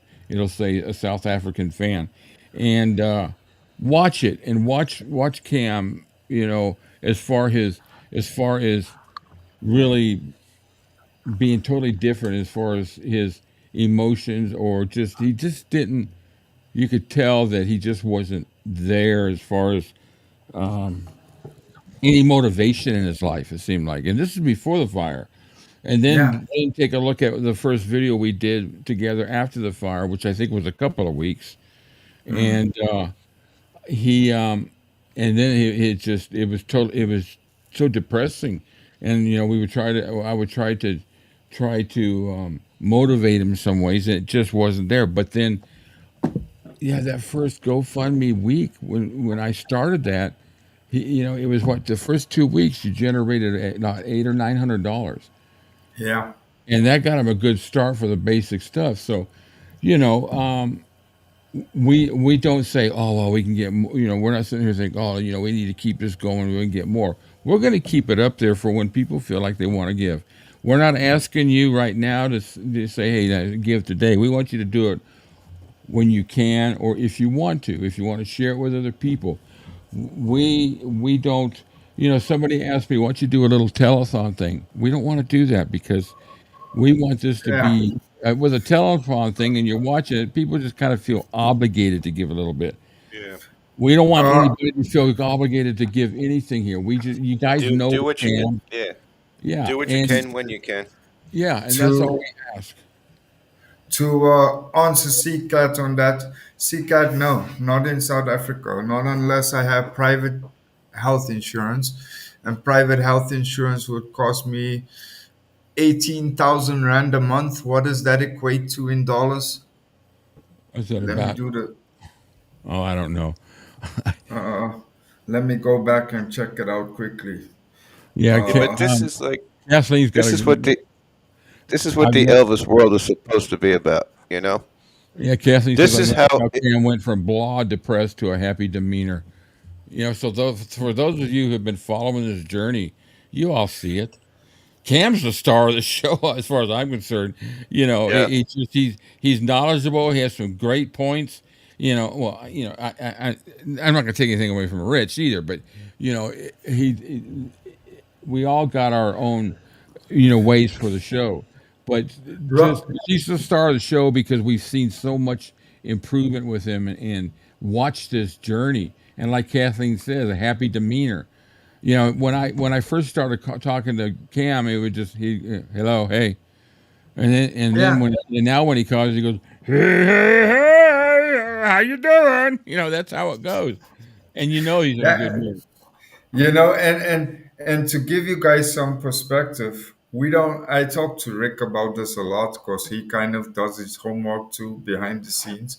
But no, we're not as fortunate as the US are. I mean, I was looking today online. In fact, if I had to get medical insurance a month, and then this would not even cover the use of a wheelchair or the use of crutches. This would just be basic doctor's visits a year, and maybe a hospital visit of a couple of days if I needed one. It would cost me the equivalent of $1,000 a month that I don't even have. Like Rick said, in the States, his medical insurance helps him out with changing his bathroom around and helping him get specific chairs and whatever he may need for his daily. We don't have that. All has to come out of our own pockets. CCAT, mailing things to him I would not advise unless you do No, it. I think the only thing that Cam has found, and he did door some to door. investigation, is to go through DHL. But Yeah, there's been some people that have sent things to him that he's never gotten. And yeah. this is what, how long ago? 5, 6 months ago. Yeah. And I don't want to say who did. I'd rather them do that. But it's just it was in December. It was the first. It was Yeah. New Year's Eve because it Yeah. was something from Memphis, and because there's so many things. If we, a nice care package to, but right now, the best thing that really works out for him is cash, because he just can get it. It's like the microphone I got for him. I knew very well not to buy it here and ship it to him, because he would never get it. And I have things that I could give him, but I'm not going to ship it because he'll never get it. You know, yeah, that's just aggravating. He looked into it and all that, and it was like you really got nowhere. Yeah, I mean, how long did we search for the headphones? I told you eventually there's 2 suppliers in the whole country. Yeah, he got he got basically the same headphones I got, and it pretty much cost about the same as what I paid. So that was nice. I've noticed that when he does get things there, through the shopping, what he's not paying out the nose, because his prices compare to what we have here, and some of them are even less. But Yeah, the issue and is Rick came out straight up. He said to me, "You got a place there that can supply you headphones of the same quality I have?" I said, I said I don't know. He said, "Well, start looking into it." I said, "Well, what are you planning to do?" He said to me, "Don't ask me any questions. Just do what I ask." I said, "Okay, I'll do that." And it took me about 2 or 3 weeks, and he came back. He said, "Okay, show me the ones you interested in." And I sent him the pictures, and within 2 days, he said to me, "Which place are you buying them from?" I sent him the web link, and before I knew it, I got a notification from the company saying that such and such headphones were paid and they due for delivery in 7 days. So I called him up. I said to him, "Dude, why do you do that? Why you buy me the headphones? They damn expensive." And he didn't come back with any big excuse. All he said to me was, "I bought them because I wanted to, because you're worth it, because you deserve it. And it's because I know you will get endless hours of enjoyment out of them. And that's why I did it, because you deserve Rich, it." I think Rich will agree with this, that especially when we did the inside the studio with Burning Love.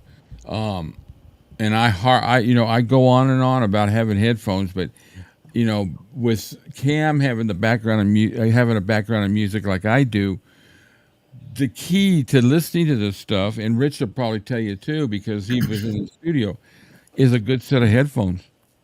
Yeah.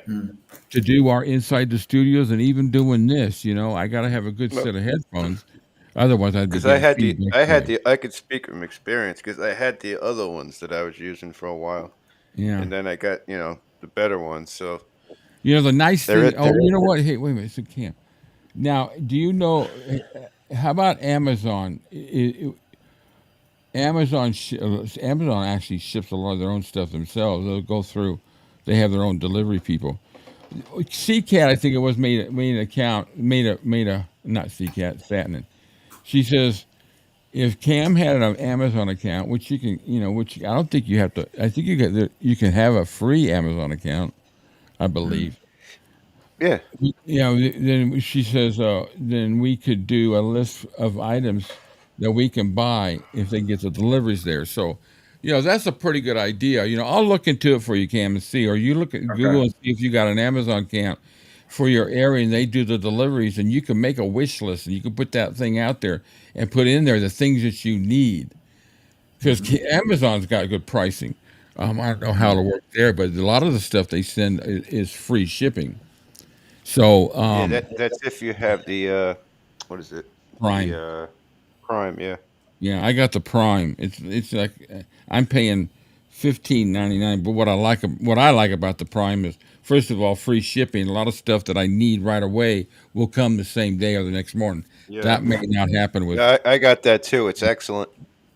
Yeah, I mean, I can't tell you how much stuff I buy. And then what's cool about Amazon is, okay, I get something and it's not for example, I was testing out headphones that he was looking at, and I would order them from Amazon, and I would test them out, and if they're no good, I just send them back. And with them, the nice thing about it is I just stick them in a box. I don't have to do a whole new label, and I drop them off at UPS, and they print the label and they ship it back. And as soon as I've done the return paperwork on Amazon. As soon as UPS has it, they don't even have to wait till it gets there. Most of the time, they just go ahead and refund me the money right then and there. Amazon's amazing. I buy so much stuff from them.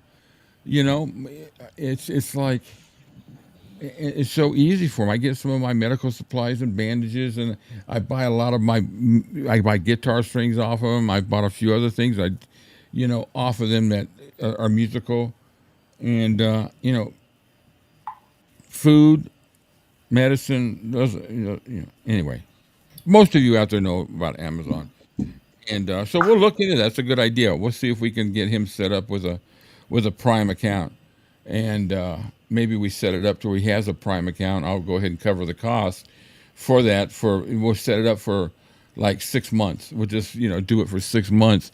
We'll put a list up there, and we'll just let everybody know. And you can go through there and add the stuff in there. I wouldn't add a 42-inch flat screen, but yeah, no. I'm just TV kidding. TV in this country is not even worth 10-inch. But check out what you need and add it to the list, and people can buy it and send it to you. If they some people just want to give you stuff instead of money. They want to if it makes, and I feel the same way. There's so much stuff I could send you that I can't, because first of all, it would probably cost me a freaking fortune, and then second of all, you would never get it, never, and that would break my heart that you didn't get it more so than, because I got a lot of extra musical equipment from playing days. That I got a Shure SM58 microphone. I got some other stuff, and anyway, I think we've gone off. Wow, we got Yeah, but I guess the long and the short of it is, and that's why I feel it's important, when I do get new stuff and whatever, I send Rick pictures so that he puts it up so that you guys can see, Yeah. that. We want to be transparent with all. We just want to just say, because it's hard-earned money for people, and we want everybody to know what we're getting, and it makes you feel a little bit better to know, wow, I helped him get that bed, or I helped him get that refrigerator or microwave, or all the different things. Now he has he's actually into almost a normal, pretty close to being a normal way of life now. And what I can't imagine having to live somewhere and you don't have any way to cook food, put food, nowhere to sleep, on an old used bed. And that's, like I said, the bed has been the most emotional thing for me because I know what that would do to your whole perception of things. Yeah. Other channels have an Amazon account on their channel. People go on and buy stuff off their wish list. I could make well, I'd have to check that if I could do it on mine because of him being in South Africa. So we'd have to. I could try. I can make a cam wish list, send you guys the link, and you'll see everything that's in there. But the situation I need to do is to find out if it will link up with South Africa to be able to get shipped to them. Yeah, because Amazon is very new in our country, right? Amazon has only really been functioning semi decently for the last 5 years. So Amazon is still very, very, very, very new in our country. All right, guys, let's see what else we got. We've covered the spectrum. We beat up on Mr. Narcissist, the pretender.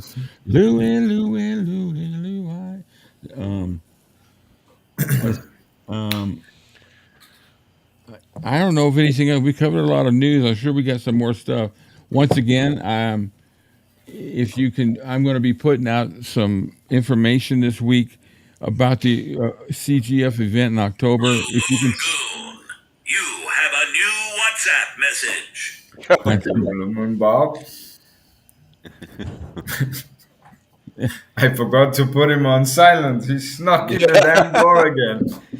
So if you guys can share whatever I put out with other people, if you can share it on an Instagram you got, let's just, let's get more of the word. I really want to push it. We'll probably hopefully we'll have some more news regarding the ranch,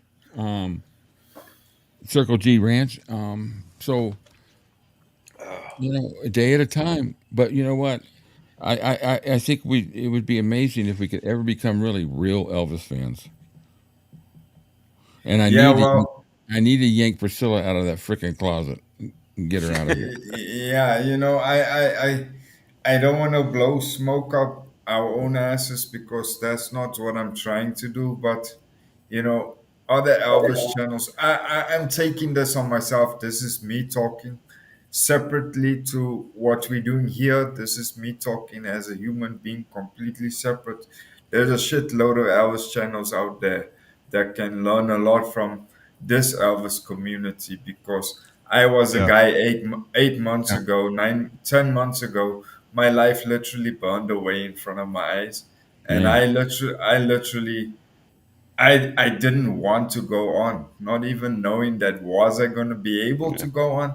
I didn't want to go on. And that That was my was where worry I from the very was, beginning. When he called me and that morning, oh, Yeah. and the example that each and every one of you out there listening to us, hearing us, interacting with us, supporting us, you guys are the real a testament to Elvis's legacy, and every single YouTube channel out there can take a note and take a feather out of this community's cap because Right. our channel has done what I think Elvis would be immensely proud of. And Exactly. That. I'm not Exactly. saying that because I'm part of the Blue Moon Group. I'm not saying that to uh, make Rich and Rick, boost their egos.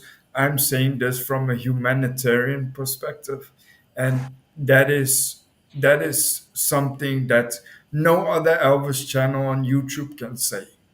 yeah. Not one, with the exception to ours.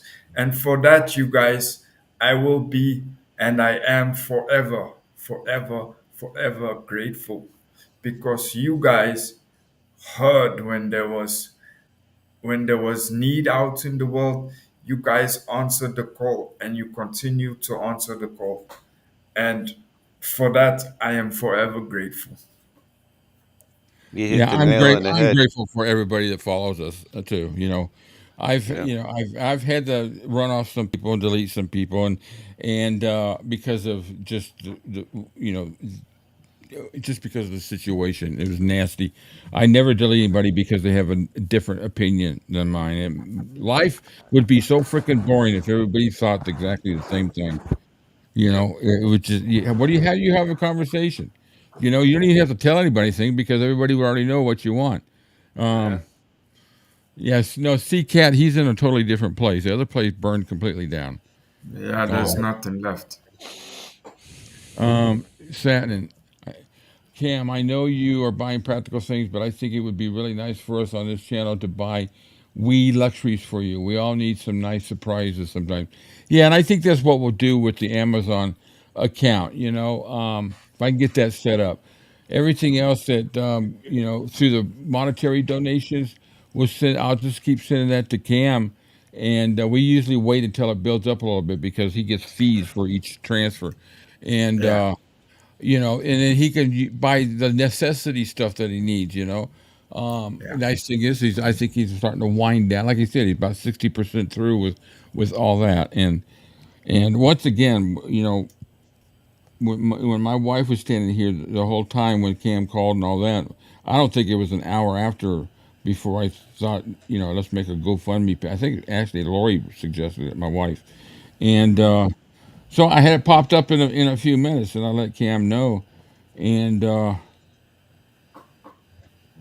that's I put a $5,000 goal, which I never really thought we'd even get close to because it's just tough. I hate asking for people for money, so that's why I don't. I just put up the information up here, and we relay to people the situation, and people can make up their own minds. I don't care.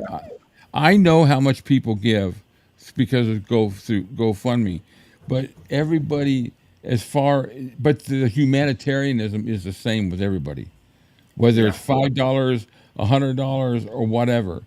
The humanitarian is what's the most important part of that whole situation, and everybody's got that. There's no one better in humanitarian, ways. Now, on my channel, I welcome anybody that, doesn't agree with me. Or if you're, if you follow the other channel, the really bad one, and you come and watch us, fine. But don't blow smoke up my ass like we had one guy here last week that literally blew smoke up my ass because I found out that he was bad mouthing me at Louis on Louis' channel. And so I haven't, I don't know if he'll watch this or not. He's not on it. Maybe the reason why, because he's heard of my rant about Louis. But him and Louis are like that, and he offered me to use his videos and all that last week. I thought that was really nice and everything. I'm going to find out that he's bad mouthing me. Well, bad mouth me all you want, but I don't be two-faced about it. Don't be hypocritical. Yeah. Through you. So anyway, people are going to come and go. I say what I feel, and I know it offends somebody. I'll see sometimes my subscribers go down 2 or 3. Where am I at now? It's kind of interesting to find out. Damn, that's really behind. Okay. So I'm going to know. Actually, that watch thing, I got 3 new. Yeah, I've gained 2 more subscribers today. So, the watch party, I gained 3 subscribers off of it.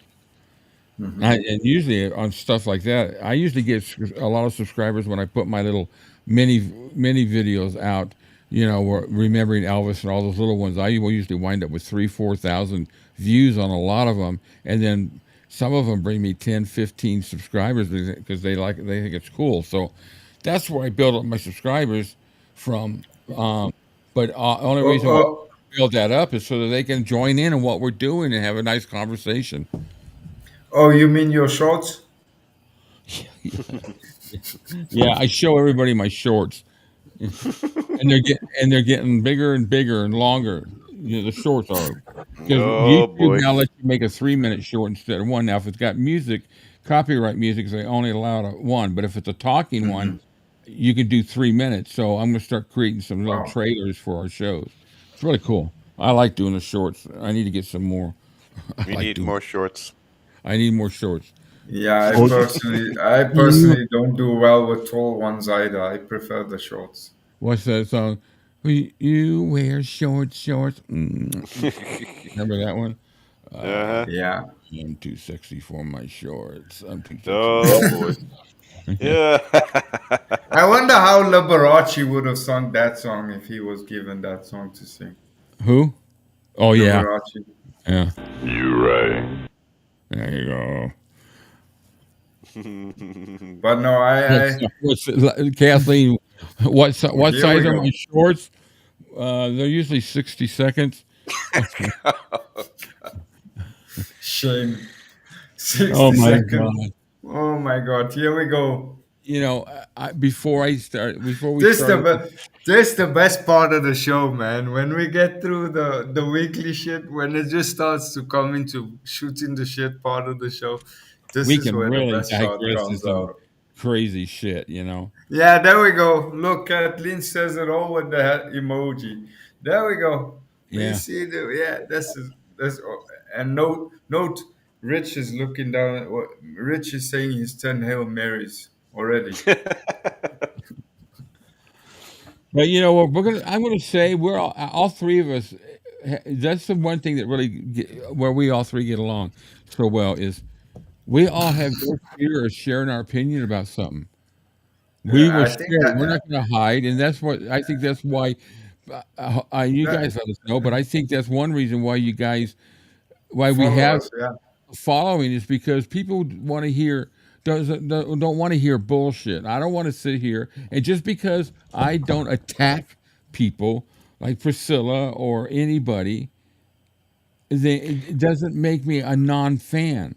We are honoring Elvis's legacy the way Elvis would want to be honored. All positivity, celebrating him, celebrating the things he's done in his career. That's what we focus on. Okay, that's what Oh, needs to be focused on in the Elvis community. None of this oh stuff, my goodness. garbage of people going around hating this one, hating that one. What is that? Doesn't do anything for Elvis. It doesn't help his legacy one bit. And if he was here, be honest with you, he wouldn't like any of it. You know, he wouldn't like any of that garbage, especially things about his own family. Now, if anybody was saying anything about his family, Elvis would be the first to step up and put that I'm such jerk a in their fucking place.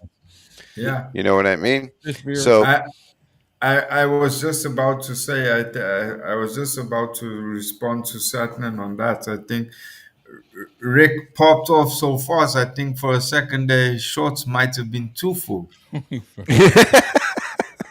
freaking idiot. All right, you know what I'm going to do? Just for that, you're gone. Okay, bye. Bye. We need you to pick a character to put over yours when we want to cover us up. He decided to pick Goofy because that's Goofy, right? Or is that Pluto? No, that's Goofy. Yeah, Goofy. Yeah. Yeah. And then that's me. That's me. I quit smoking quite a long time ago. I used to smoke 2 packs a day, but I put them away. jeez. But I put them away. I thought that was bad. I just set them aside. For a little bit, I had a little bit of problem not having a cigarette first thing in the morning, but I had no problem. I smoked I didn't start smoking until I was 30. Damn woman. She got me smoking, when we would go out. You're lucky it's only cigarettes. Yeah. So, well, Dan, yeah. You got me out. There's nothing wrong with a good old weed. Look at Cam. Look at Cam. Doesn't he look so happy today? And look at his eyes, how wide open they are. Yeah, they're just about bulging out of my head. Yeah, he's kind of like, what are you guys talking about, man? I love that new hat he got. It's nice. Look at that thing. Yeah. It's my winter beanie. Okay, let me get back to comments here. So let's catch up here.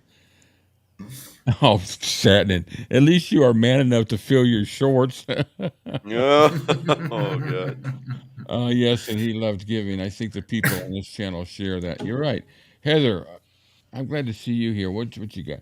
I have found out if I want you, I have found out if I want you, I need you. Oh, get back up there. No, Heather's. Oh, you know what? I'm sorry. You know what? I wrote that down. You know what? Hang there for a minute. I will tell you. Well, his site was down, but I hope it's back up. Keith's site was down for a little bit. Where the hell is it? Okay, Keith Flynn. Okay, hopefully they got it back up. It was down for. No, for some reason his site's down. Who? Keith Flynn. That's where I get all the information about the songs and how many takes and where I can find them. Yeah, his site's down. I wonder. What if he blocked me? Okay, I want you. I'm looking on my drive. I usually have everything. I want you. Yes, it does, but only 2, I guess. I've got. It's right next to your shorts. Yeah.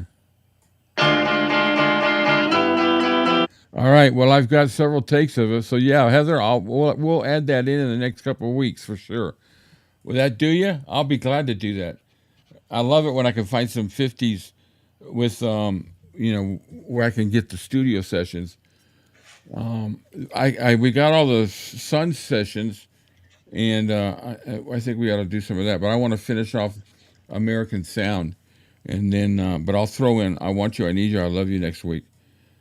What about I'm Leaving? Oh, great one. Let me add that to the list. That was one of my favorite songs to play and do.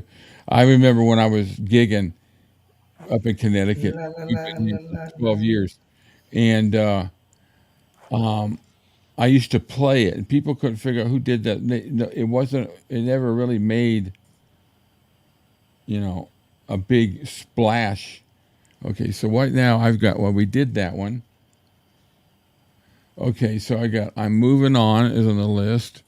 True Love Travels on a Gravel Road. That'll be cool to hear in acapella. And then Kentucky Rain, and what was it? Oh yeah, I'm leaving. I want to do that. So I used to play that when I was out playing. It's an easy song to play, and it kind of fit my voice. I kind of countryfied it a little bit. Most of the songs I would do, I'd have to try to put a little bit of a country flair in it because of my voice. But anyways, I played. People always ask, "Did you write that song?" And I go, "No, I don't write songs that I would play out." I got songs and stuff, but it's nothing that I would ever put out there. Rick. Yeah.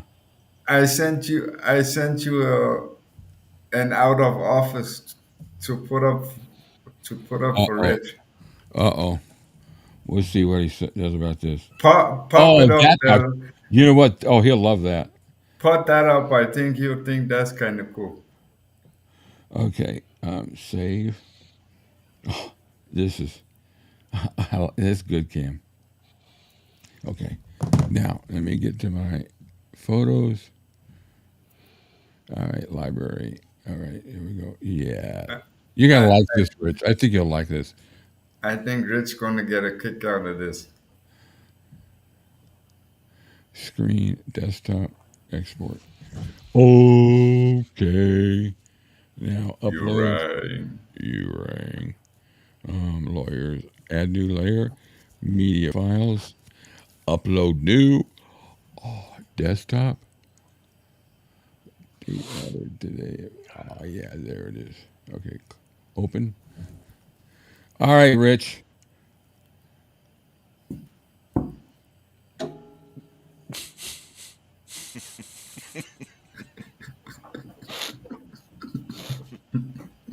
Yeah, baby.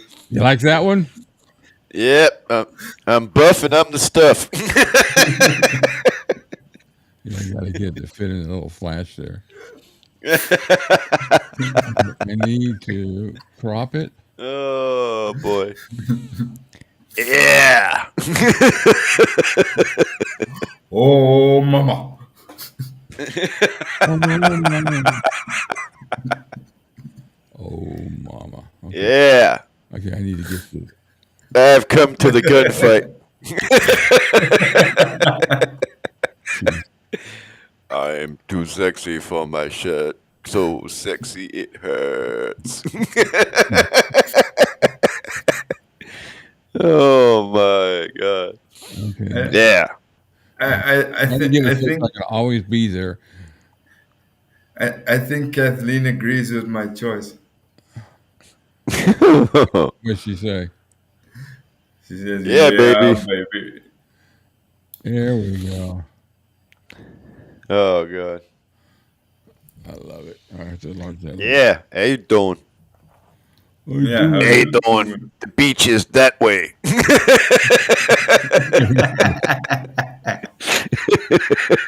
All right, Rich cover. The beach is over there. How would you like 2 tickets to the gun show?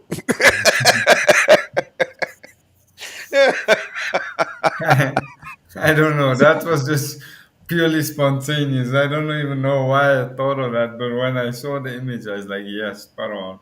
Are you are you talking about Pledging My Love? Is that the one you're thinking about? No, The Pledge. The Pledge. Oh, yeah. You're right. I know what you're talking about.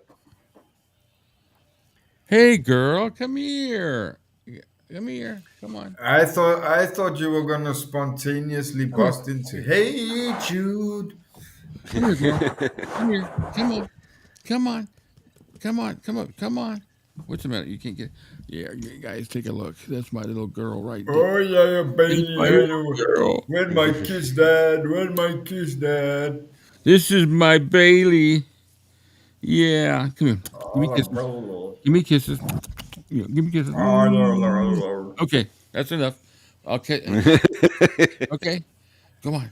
Oh, here. I'll give you a bone. How about a bone? You want a bone? Oh, yeah. Okay. See you later. Okay. Well, I couldn't. They weren't liking the bones I got, so she buys them, and then what I do is I put some flavoring on them, and then they love it. They love it. Dogs are the best in the world. Nothing against cats. We've got some cats around here, but dogs. Is my shirt inside out? No. All right, guys. Hey, listen. I think we've covered just about everything in the spectrum, haven't we? Yeah, I think we covered the next 2 weeks. Yeah, really. So there'll be some lives this week. We'll do a couple of the book ones, and I think tell me, Rich, what you think. But I think we're going to start with no. Where's the other one? Come on. yeah, Last Train to Memphis. Yeah, that's a good book. This one right here. I think we'll do that during the week first. And actually, by the end of this week, we're going to do both of these Elvis books. Elvis and the Colonel. Like I said, we're not going to get as in depth, but I really want to just go through the chapters and highlight some stuff that I never knew. And we'll just talk about it and have some fun with it. And then we'll do a watch party. I think we'll do the one where. Okay, come on, man. There. That's off. I think we'll do the watch party with the one where Jerry Schilling. I'm sorry, I got a friend named Jerry Phillips. Jerry Schilling talks about the whole process of how they got to meet Nixon, and the whole thing is done with the people that were in the White House and were going through this process. So you've got all the people involved in that, and it's just amazing the story. Jerry tells it very well, and so does the guy that was the one in charge, and he wrote a book. I think I got the book somewhere. I gotta check. It's still itching. So I think that'll be a good watch one. Maybe we'll do another one during the week. We got another Inside the Studio coming this week. 2 more American Sound, and we'll probably we'll throw in I Want You, I Need You, I Love You. Yeah. And we'll see if we can do that in a cappella. Whoa.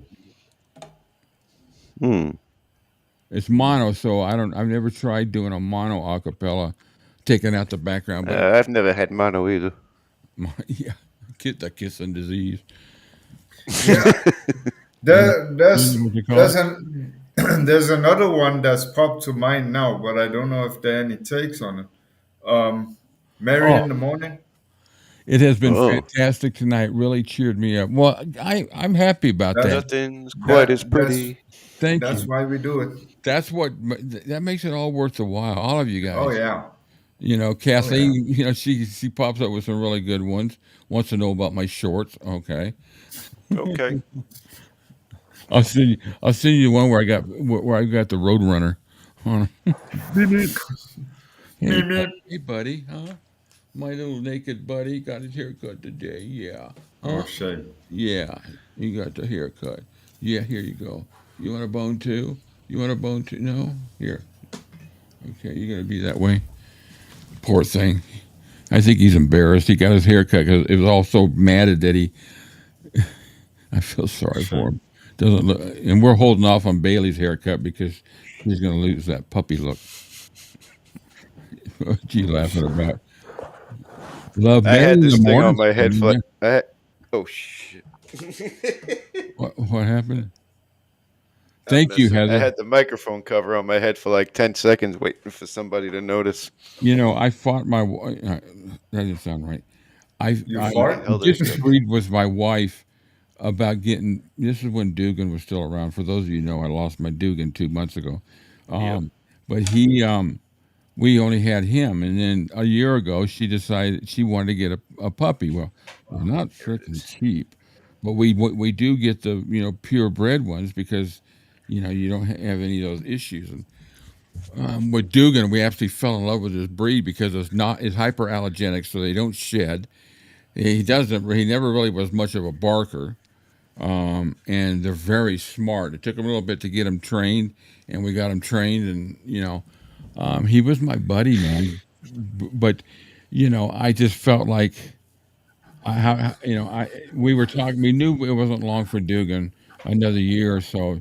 So I didn't want to. I want to. So finally, she made the decision to do it. I was like, no, but we both, we discuss things, and then whoever's, looking for something, they make the final decision. Which is probably why our marriage works. So she went ahead and got the puppy. The breeders are down here in Florida, and so they meet us halfway. We pick one over the with the videos and all that, and so we got Finnegan, and then we got Bailey exactly a year. Same parents. They're pure brother and sister, and we got them. And I'm just like, but you know what? The two dogs perked Dugan up, so he was playing a little bit more. And so I think that added about 6 more months to his life. And it was hard losing him, but I'm going to tell you, Dugan was not as affectionate. He was an affectionate dog, but he wasn't one that would come up in my lap and all that. He would sit there, and I could sit there and pet him for as long as, scratch his ears and all that. As long as I was doing it, he would stay there. But Finnegan and Bailey are so freaking affectionate, and that's what made everything so much easier, these two dogs. I love them to death. They're my company. They're who I'm with all day long. And if I want them to come in here, I just reach over there and pop open the refrigerator door. They're here. I'd be there too if you did that. Yeah. Val says there are more choices. This is the story of Elvis, from a whole lot of shaking going on to writing that line. Very cool, Val. That's a comment on our inside the studio. Oh. We love doing the inside the studio, man. It's just, we have fun. And if you all saw some of the stuff I have to edit out, you would probably how's Elvis said, going to put a big X rating right across your mouth. Yeah. Doesn't say big ass on this film. We 20 should years old. Wow, C-Cat, 20 years old.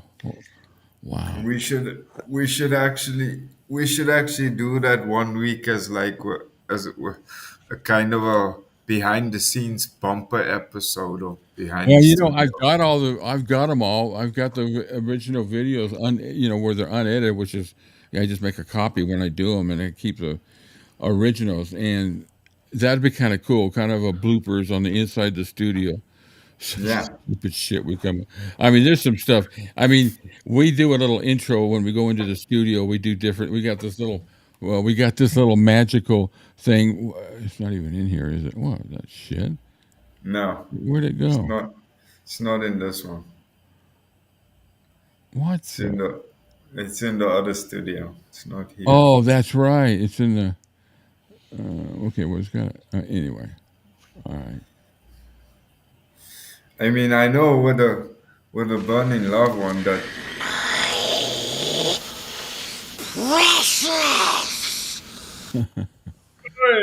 I'm sorry, Cam. Go ahead. No, that's okay.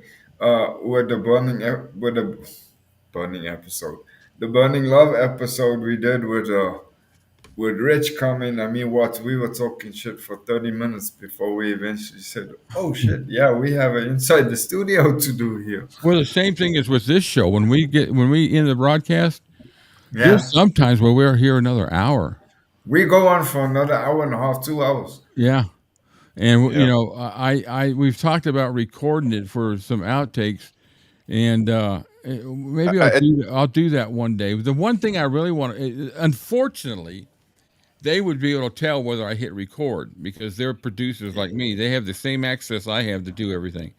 Yeah. And I would like to throw the record on and just go where they don't know what's happening, and we just free for all it, and then I go through it, and I I'll edit it out and can make some little cool little videos with it. Oh my goodness, Rich, could you imagine the shit he would pull out if we don't know whether that red light is burning or not? I know. Oh boy. Oh my big God! Yeah. I would have to change my zip code. Here you go, buddy. Come here. Yeah. Come here. Come here, buddy. Come here. Come here. Come on. Oh You shame gonna come that up here? You gonna come up? Come on, buddy. Oh, what? Oh, excuse me. Holy he hasn't even come up to say hello to me since he's been shaved. Shame, he's too Yeah, he's young. embarrassed. The Because he cat, usually cats have been upstairs, or my daughter's cats, and they're really good cats. But the cats like to play with them, and sometimes they do, Finnegan does a little. He gets a little batting from the cat with little claws, and he'll just take off running.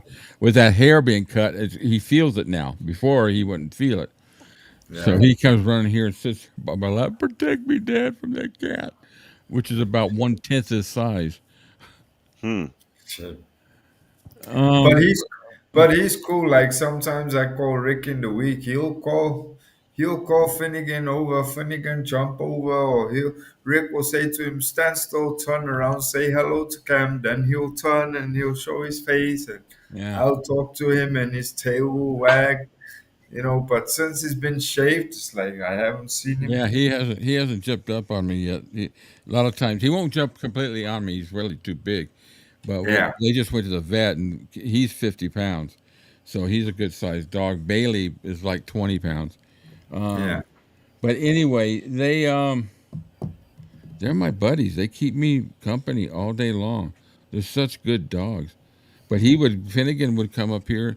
Bailey was too small at the time. He'd come up here and he'd lay his head on my lap, on my stomach or lap, and I just sit there and pet him. If I stop, he takes his paw and pushes my hand back there.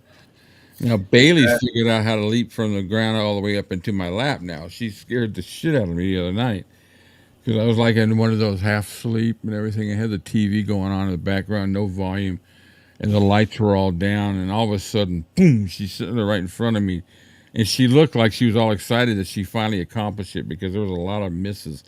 And she laid there on my stomach for 20 minutes, just let me scratch her neck, and they're affectionate dogs. Hell no, I don't. I disagree with sea cat. You can never have too many cats. Never ever. She cat says what now?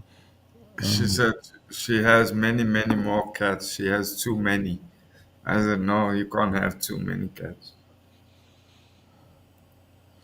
Yeah, when we were at the house we were at before we moved in here that we were renting, we bought this house, but somewhere along the line, well, my daughter or somebody went and got one of those rescue pets over at one of those places. They were once pet store would come out there and they'd be trying to give away, pets to get homes, and so she brought home a cat, and it was a female. And I kept telling my wife, you need to get that cat fixed because I don't want a bunch of kittens running around this house. I don't care if you get another cat or another one. But since she hooked up with this one feral cat running around the neighborhood, and one day I'm walking down to go use the restroom, and I hear meow, meow, meow. Oh, shame. And it was like echo. I open the door, there's like freaking 6 kittens sitting there. I go, oh my God. So it took them forever to get them, and they were kind of feral and mean and nasty. And I finally got rid of those. I said, go get her fixed. Okay, I will. I'll get there. 2 months later, there's another 5 or 6 kittens laying in the room. Finally, we got rid of them all. She got them fixed, and somebody came and got that cat because my dog. Oh no, actually, that cat got really sick and passed away. But my daughter's got some good cats down there. But when she's working, sometimes they come up here and they tease the dogs. Sure. Am I too far down? Kathleen. I have a very beautiful dog and a beagle, great dog who love each other. 3 years old. You'd laugh watching them try to walk them, watching me trying to walk them. Oh, I bet. Siberian Huskies are beautiful dogs. What's Heather say? Oh. So if they were to have little ones, what would they be called? Siberian beagles? I don't know if they're male and female. Fluffy likes girl dogs. Fluffy likes his tummy doing. Fluffy likes girl dogs.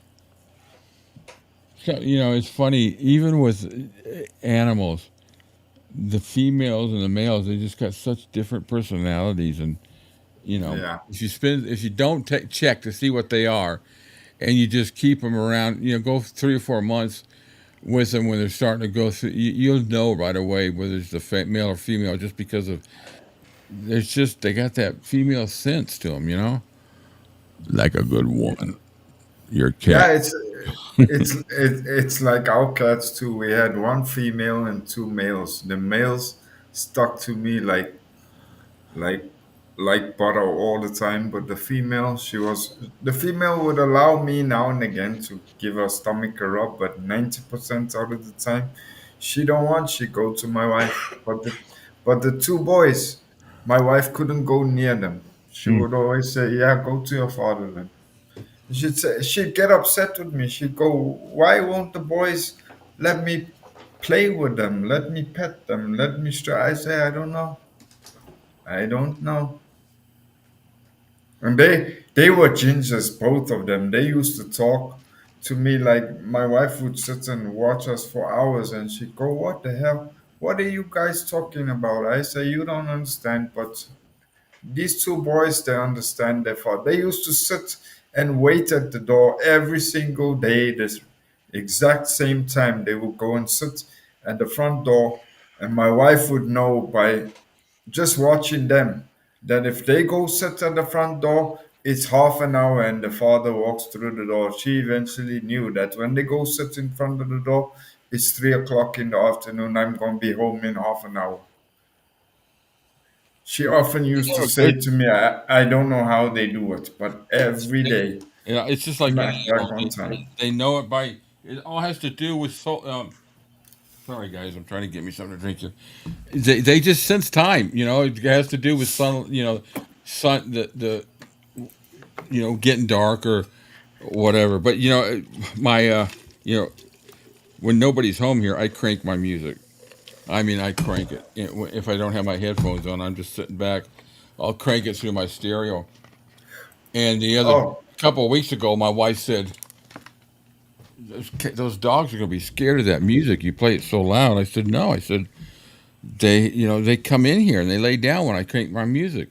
I tell you guys, I tell you guys a funny story. And I thought my wife was joking about it at the time, but the one day I was sitting on our sleeper couch behind the computer screen. I had a 32-inch TV that my computer was hooked up through, and I ran everything through that to my home stereo system. And the one day, the female cat was being like really bitchy all the time. Oh, wow. And the moment my wife said to me, strangely enough, my wife said to me, "Put the Aloha show on the TV because I feel like laying on the bed watching the show." And the moment I put the Aloha show on, the female cat came and she sat next to me on the sleeper couch, and she literally watched the TV. I could watch her eyes moving, following Uh-huh. Elvis on the TV. And every time after that, every time the female cat got bitchy, my wife would put Elvis on for her, and she would be as calm and as docile as That's the great. one day That's I wild. the one day I got home. My wife said, "You're never gonna believe me when I tell you this, but the whole day Nugget was in a mood from hell, and I put on Elvis, and she calmed down. She actually fell asleep." Yeah, I said, "Yeah, well, Finnegan and Bailey. Well, it took a little bit for Bailey to do it, but sometimes I'll crank on the Memphis concert, 1974. And I'll put it and I crank it up, and they both come walking in here and they'll lay down on the floor while it's playing, and the whole show go through, and when I stop it and go to do something else, they get up and they walk out. They love music. They love it when I play the guitar, and that's kind of weird. But if I'm sitting there playing the guitar, they'll sit there and they'll look at me. I think it's just they're trying to figure out what's coming out of that hole in that thing. yeah, But it's no, it good was." because I wouldn't be able to make it if I had two dogs that were scared of music, didn't like the music. I couldn't do it. I could not listen to music because No. you popped in the other day when I was setting up for the watch party, Mm. and while you were doing, I was just sitting there playing some some music, and I was jammed. What was I playing? It You wasn't were an playing. Elvis. Oh, playing. I was playing Credence. Yeah, you were playing Credence, and you were playing the Atlanta rhythm section. Oh yeah, yeah. Let me see if I can find that. That's a great. That's a great song. I actually went on YouTube today. I checked them out. They have a couple of albums already. Who's that? The Atlanta rhythm section. Oh, wow. Well, they've been around since the '70s, so yeah, they got a few albums out. I don't. I think a few of them have passed away, but the producers that they worked with here in Atlanta, they're from Atlanta. That's where Felton got started or was with. You know, it's like, yeah. I'll sit here. Yeah. And then I come in with hey, hey, hey. That's a great song by Keith-Urban. You know, I like country music, but I like country music like with Chris Stapleton and Keith-Urban. You know, some of the other people, I think they all sound alike. But you know, Keith-Urban mixes it in with, you know, newer music, like a little bit of, I don't know what you call it. It's not rap, but it's more, you know, rhythm and blues. With a today flair. And then Chris Stapleton, I could listen to anything he sings, man. That guy's incredible. He's just a unique voice. You know, so you guys are great. Thanks, Heather. Thank you, Heather.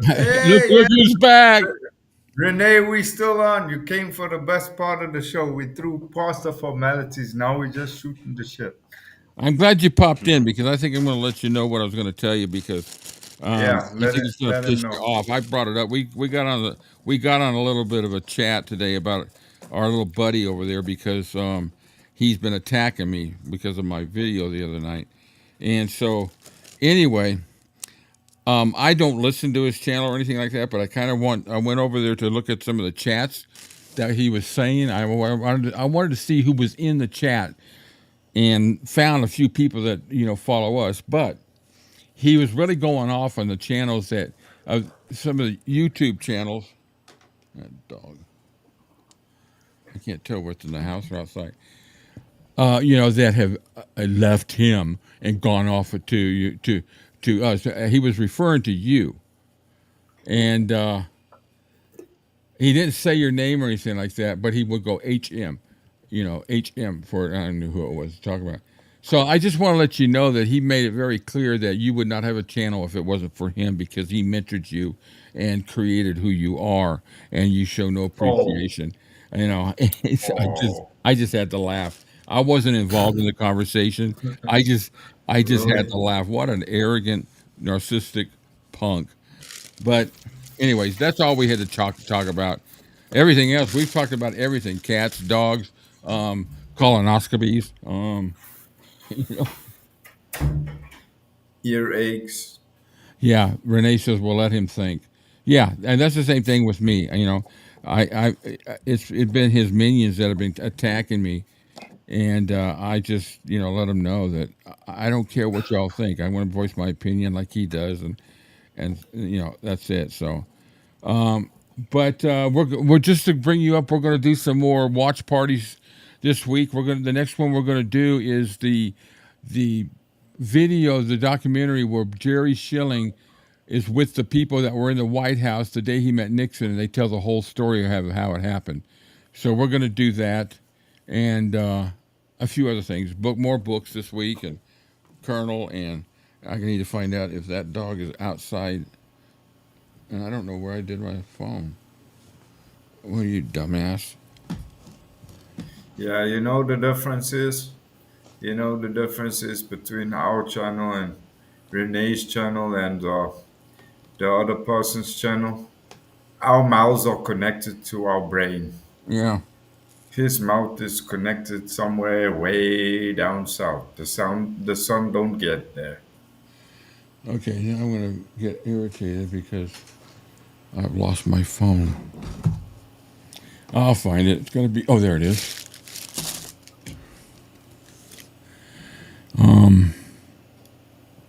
What was I going to look up? I got some messages here.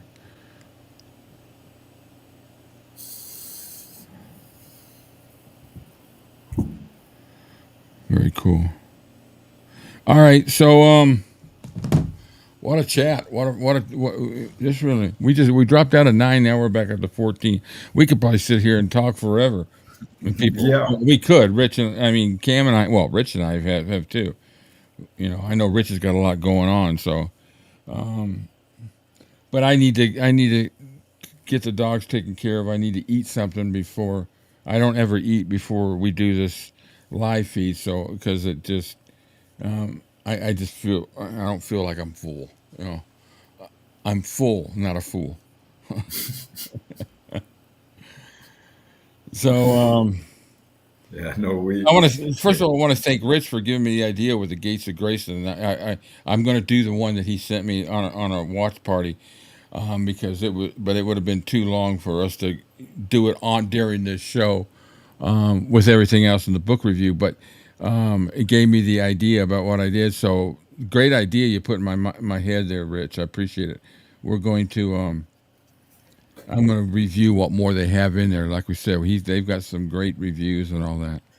Hey, you guys forgive me for this. I'm going to give a quick 2-second punt to myself. But hey, Renee, go back and catch this show on replay because a little bit earlier in the show, I gave a huge shout out to you guys.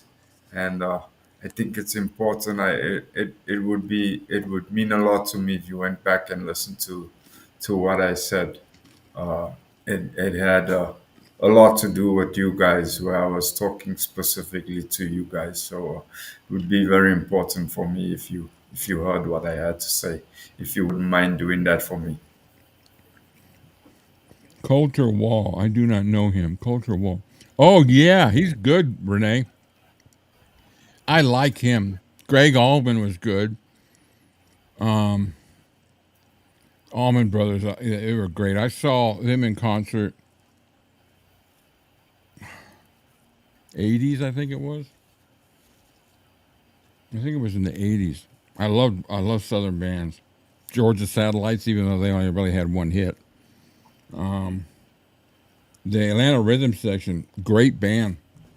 If you haven't, they're the ones that I used to go down to the studio, and they would be there playing. So I got to sit there and listen to them as they. All right, so let's go. What do you want to hear?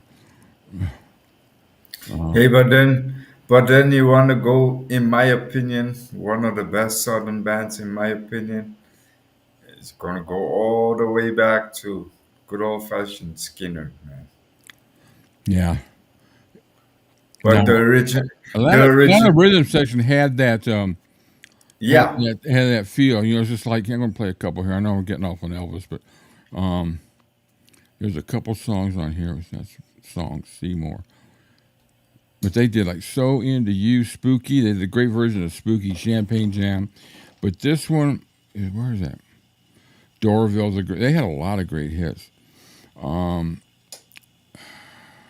that one? I was playing it the other day. Oh, this is it. I'll play just a short section, so here it goes.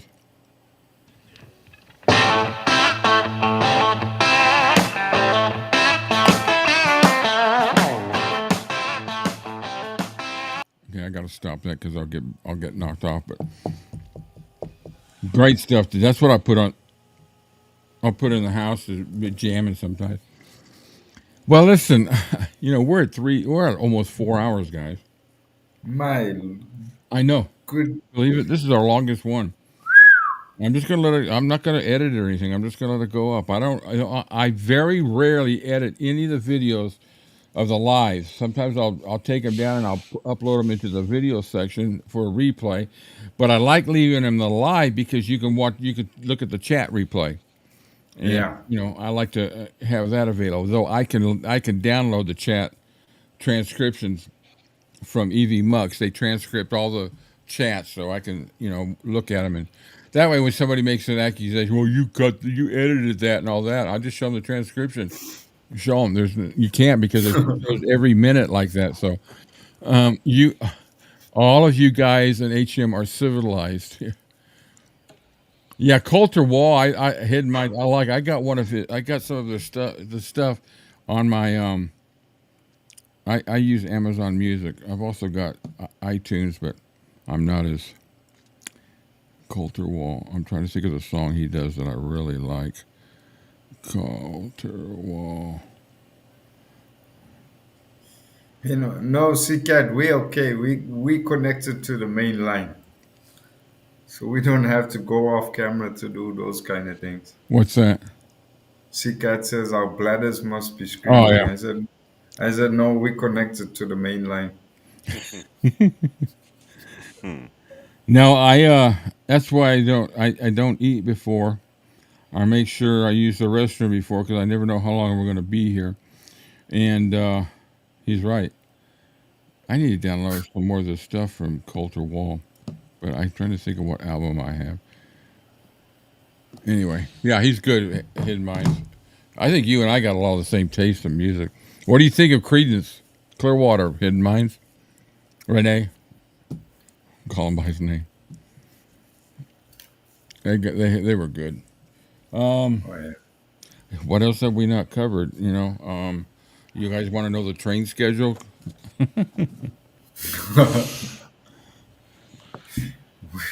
we should do a marathon of Barney and Friends next week.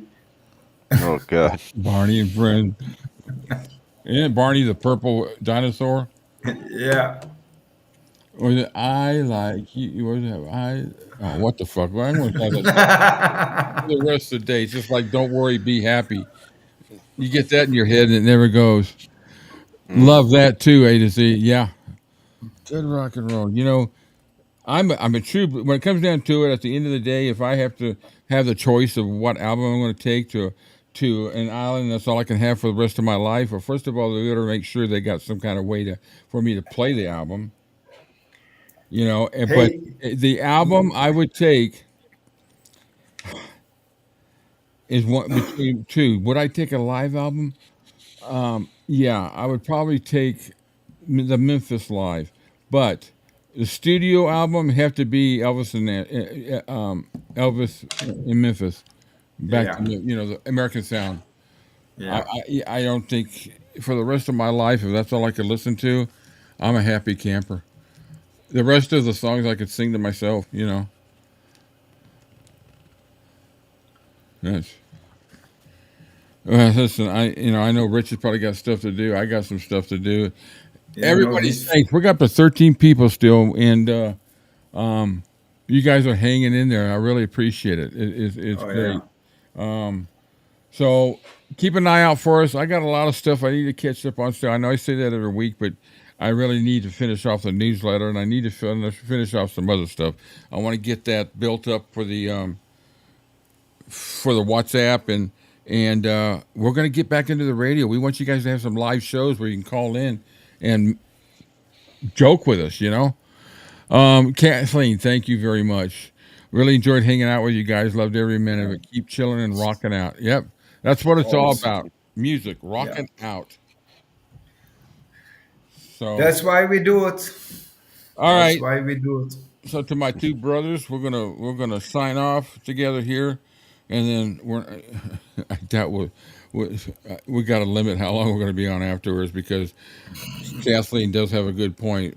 You know, pretty soon my bladder will be busting out my. Well, never mind. Your shorts. Yeah, my back end. I'll be crowning with my bladder. I could listen to you guys all. You know what? I love hearing that. I love hearing that, and I know you guys all think the same thing because we were talking about it during the week. You and I, Rick, remember? Yeah. We're just kind of figuring out how the hell we would do it, though. Rich, we were talking about Rick's exact words were, "I would love to do a live every single day." But I sat and thank you very much for joining us. How the hell are we gonna do it? Are we gonna have enough time? It's a rough one because I got mine on Saturday. Well, you know what I'd like to do is, you know, the thing about trying to schedule all this stuff is, we know that we're not going to be able to go satellite around the world, you know, and it's not going not yet. Or it will be around the world, but the problem is it's going to be in different time zones. So Yeah. one of the shows that we do on a Monday, they're not going to see it, but they'll see the first show on the second. But the people that watch the show, you know what I'm saying? It's going to back up. So but everybody understands that, because the thing is they can play it on replay. The thing I like about the live is I really want to push having you know how much this will broaden what we do if we have people call in and talk to us on the phone. You don't have to come in on video unless you want to, but you could talk to us on the phone and share stories or joke around or whatever. But you can also do it on the chat. So we just want a nice interactive I'm determined to really expand what we do with the radio instead of it just playing just music. We want you guys to know that, hey, there's a talk show that they do every Thursday. We can watch it live or we'll catch the replay, but I want it to be able to build up. Say, man, that was freaking blast. Now I'll go, I'll call in sick and go, it's so stupid. All right, guys, listen, we're signing out. This is good for Renee. Thank you so much. I sent you an email. I don't know if you read it yet, but you made a request for people to kind of tell their stories about Elvis. Maybe it was concerts. So I was very lucky to be able to see him 3 times. So I'm going to show you I'm going to share 3 little short stories with you. You can do what you want. If you want me to record a video, let me know, or whatever. So I'd like to be a part of that if you haven't already got it done. So I appreciate it. Renee, thank you. Who else we got here? I think Renee, Heather, Kathleen, thank you very Heather, much. Satnan, Seacat. Kathleen. Who else we had? Well, we have 14 still online. Some of them probably aren't commenting. It might be a couple of minions in there. Good night, Heather. Thanks for sticking around. Yeah. And if you're listening, Mr. Defender, thank you for the views. Thank you for the all that. I really appreciate it. Sorry we didn't do anything about defending Priscilla, like I said on my thumbnail, but thanks. Only thing I got to say about it is gotcha. Thanks for giving us content again this week. Appreciate it. All right, guys. TCB, Rich, Cam, it's been fun on this one. So we're ready to go. So everybody have a great week. Hey, Barb, you too. Have a great week. Yeah. Yep. Barb. And hopefully we'll see you in one of the lives. Keep your ears out for the radio stuff. I'll do an announcement on YouTube and my Facebook and my group about what we do on the radio. And it'll also be on the website, so you can see what shows we're doing and what we're doing live. And that's the one thing that'd be cool about everybody getting on the WhatsApp, because I can just send you a message. Hey, we're doing a live radio show on this day. Come on and join us. Have a good day. Have a good night. It's already freaking almost night. It's 5 o'clock somewhere. It's time to pop open a beer. Everybody have a good one. Rich, Cam, you guys too. Right on, everyone. Thanks Thank you, everybody. Love you guys. Yeah.